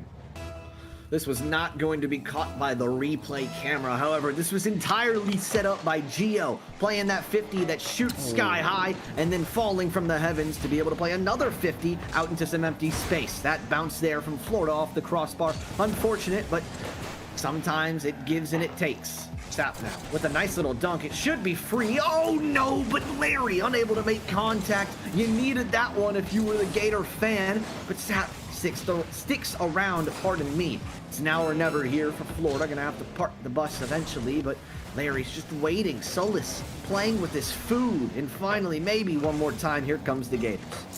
Sap will just bang the ball downfield, and that could work out. Solus put in a weird spot, but has teammate support. 10 seconds now. Florida needs something right here, right now, but all they get is Gio on the backboard. Daytona State march into hostile territory and have beaten the best of the best in Florida. At least what we thought was the best in the best. A lot of competition down there these days. Daytona State, they got the crowns for now. That was a class win. Oh, absolutely. This conversation is nowhere near over for the best in Florida. But all of these teams, these guys, Florida Southern, Kaiser, UCF, pick your poison. Any given day, it's the nice part of Rocket League. Any given day, anyone can win. And this time it was DSC in, I wouldn't say dominant fashion, but convincing. I'm going to see if Daytona State are interested in any kind of interview here at the end of the series. Might be Solus. I'm going to shoot him the DM first here, but we'll see if we don't get a chat with one of the Daytona State boys, because I've had him on stream a lot, but I haven't actually gotten to talk to him just yet. But we'll see if they're interested at all. And yeah, it will be Solus. So I'm going to get him in the server, Nutty. We'll have ourselves a little chats with the Daytona State captain after a big win, especially after Daytona State kind of sunk in my rankings after this past week of ups and downs in various qualifiers. But an up tonight, and we've got the captain of Daytona State in the booth with us now. Solus, how you doing, man? That's a big win for you guys. Pretty good, pretty good. Hey, I'm glad to hear it. I was just saying this. I got to watch a lot of you gents this past week or so at the TCS Land Quals, the NECC match last week against South Carolina, and now this win against Florida. You've been playing a lot. How's the grind been for the start of spring? It's been a lot. I took a small break before the semester started back up, and getting back into it has had its ups and downs, but we're looking good. Some of our results have not been great this past week, but prior to that, we looked good. This week, we're starting to get back in the groove. I'm feeling good about our future here. Yeah, that was actually leading into my next question. I was going to ask about a couple of the losses you guys took in that second TCS qualifier. You know, you dropped down to the lower bracket due to a sweep from James Madison, and that's a good team, no shame about it. And then UTD taking you guys to 5 and eventually toppling you guys down and out of the tournament. But through qualifier 3, straight through uppers, how does it feel, in your guys' opinion, to kind of bounce back after what was a shaky qualifier number 2 to advancing to LAN? Yeah, that whole week, we were just kind of struggling. We lost our footing on how we were playing. We lost our identity, and slowly over this past week, we tried to gain it back. I don't think we're quite at the level that we all want to see us be at, but we're getting better. I'm still making some bad touches, but we'll get back into it. Well, good, man. Well, I got one more question for you guys. Any goals specifically in mind for you guys in this spring semester? Really just having some fun. I mean, that's what CRL is about. All right. These lands are always a blast. These qualifiers are always a blast. I'm happy you guys are here to stream us. I'm just here to have a good time. Hope my teammates have a good time. Give my director a good show and just have some fun. I love to hear that. That's a good way to have a positive mindset about the grind that is CRL. But I mean, Daytona State as a program, you guys kind of were turning some heads when Ian was a part of the roster, and he's since moved on. And now, honestly, this trio has kind of reached a higher high already than that old iteration of DSC did. So I'm wondering what makes this team different, what makes them special, and now a ranked roster. Well, I mean, Ian was a great player. Back then, it was me, Ian, and Lefty, and me and Lefty knew each other for a long time. So having this Rank X player come in and just all of a sudden turn our world around was a huge boost. He helped me get a lot better. He changed my controls because I was on some stupid controls. And I mean, he helped us a huge amount. Over time, I got better. I helped bring along Smooth and Geo, who are both great players in their own rights. Both of them almost 2100. One is 2100. And I've known both of them for a while. So being able to already have that kind of chemistry has helped out a load whenever it comes to building a roster. That's a great answer. You never think about kind of when a big player comes in, the improvement that brings, even when he does leave. That still is within the DNA of the roster. I appreciate the insight, Sullis. It's good to chat with you. I've had you on stream, but no interviews just yet until now. Congratulations on the win tonight. That's a big win over Florida. Yeah. Thanks so much. All right, Nutty. That brings us to the end of the show. I appreciate you for hopping in the booth with me here for the final series of the night. It wasn't a full Game 7 banger like Davenport and Lesley, but still, pretty darn good series, dude. It's good to have you on Wednesday Night Lights. Absolutely. Hey, big shout out to DSC, UF. Both of those are some fantastic teams that I love watching. Big shout out to you, Bepic, for all you do. Thank you for having me. I appreciate you guys, and I hope to see y'all real soon. All right, well, everyone, right now we're going to go raid the main NECC esports stream. So go on and support them as they got Rocket League action happening tonight. But for now, everyone, thank you for supporting Wednesday Night Lights. We have Collegiate Exclusive, the podcast tomorrow at 5 p.m. Eastern Time, 4 p.m. Central. Make sure you check it out. Me and DJ TJRL will be live with that broadcast of breaking down all the results, previewing CRL for the weekend, and overall having a good time. But I got to run for now. Go support the NECC, and I'll see you next time. Peace out.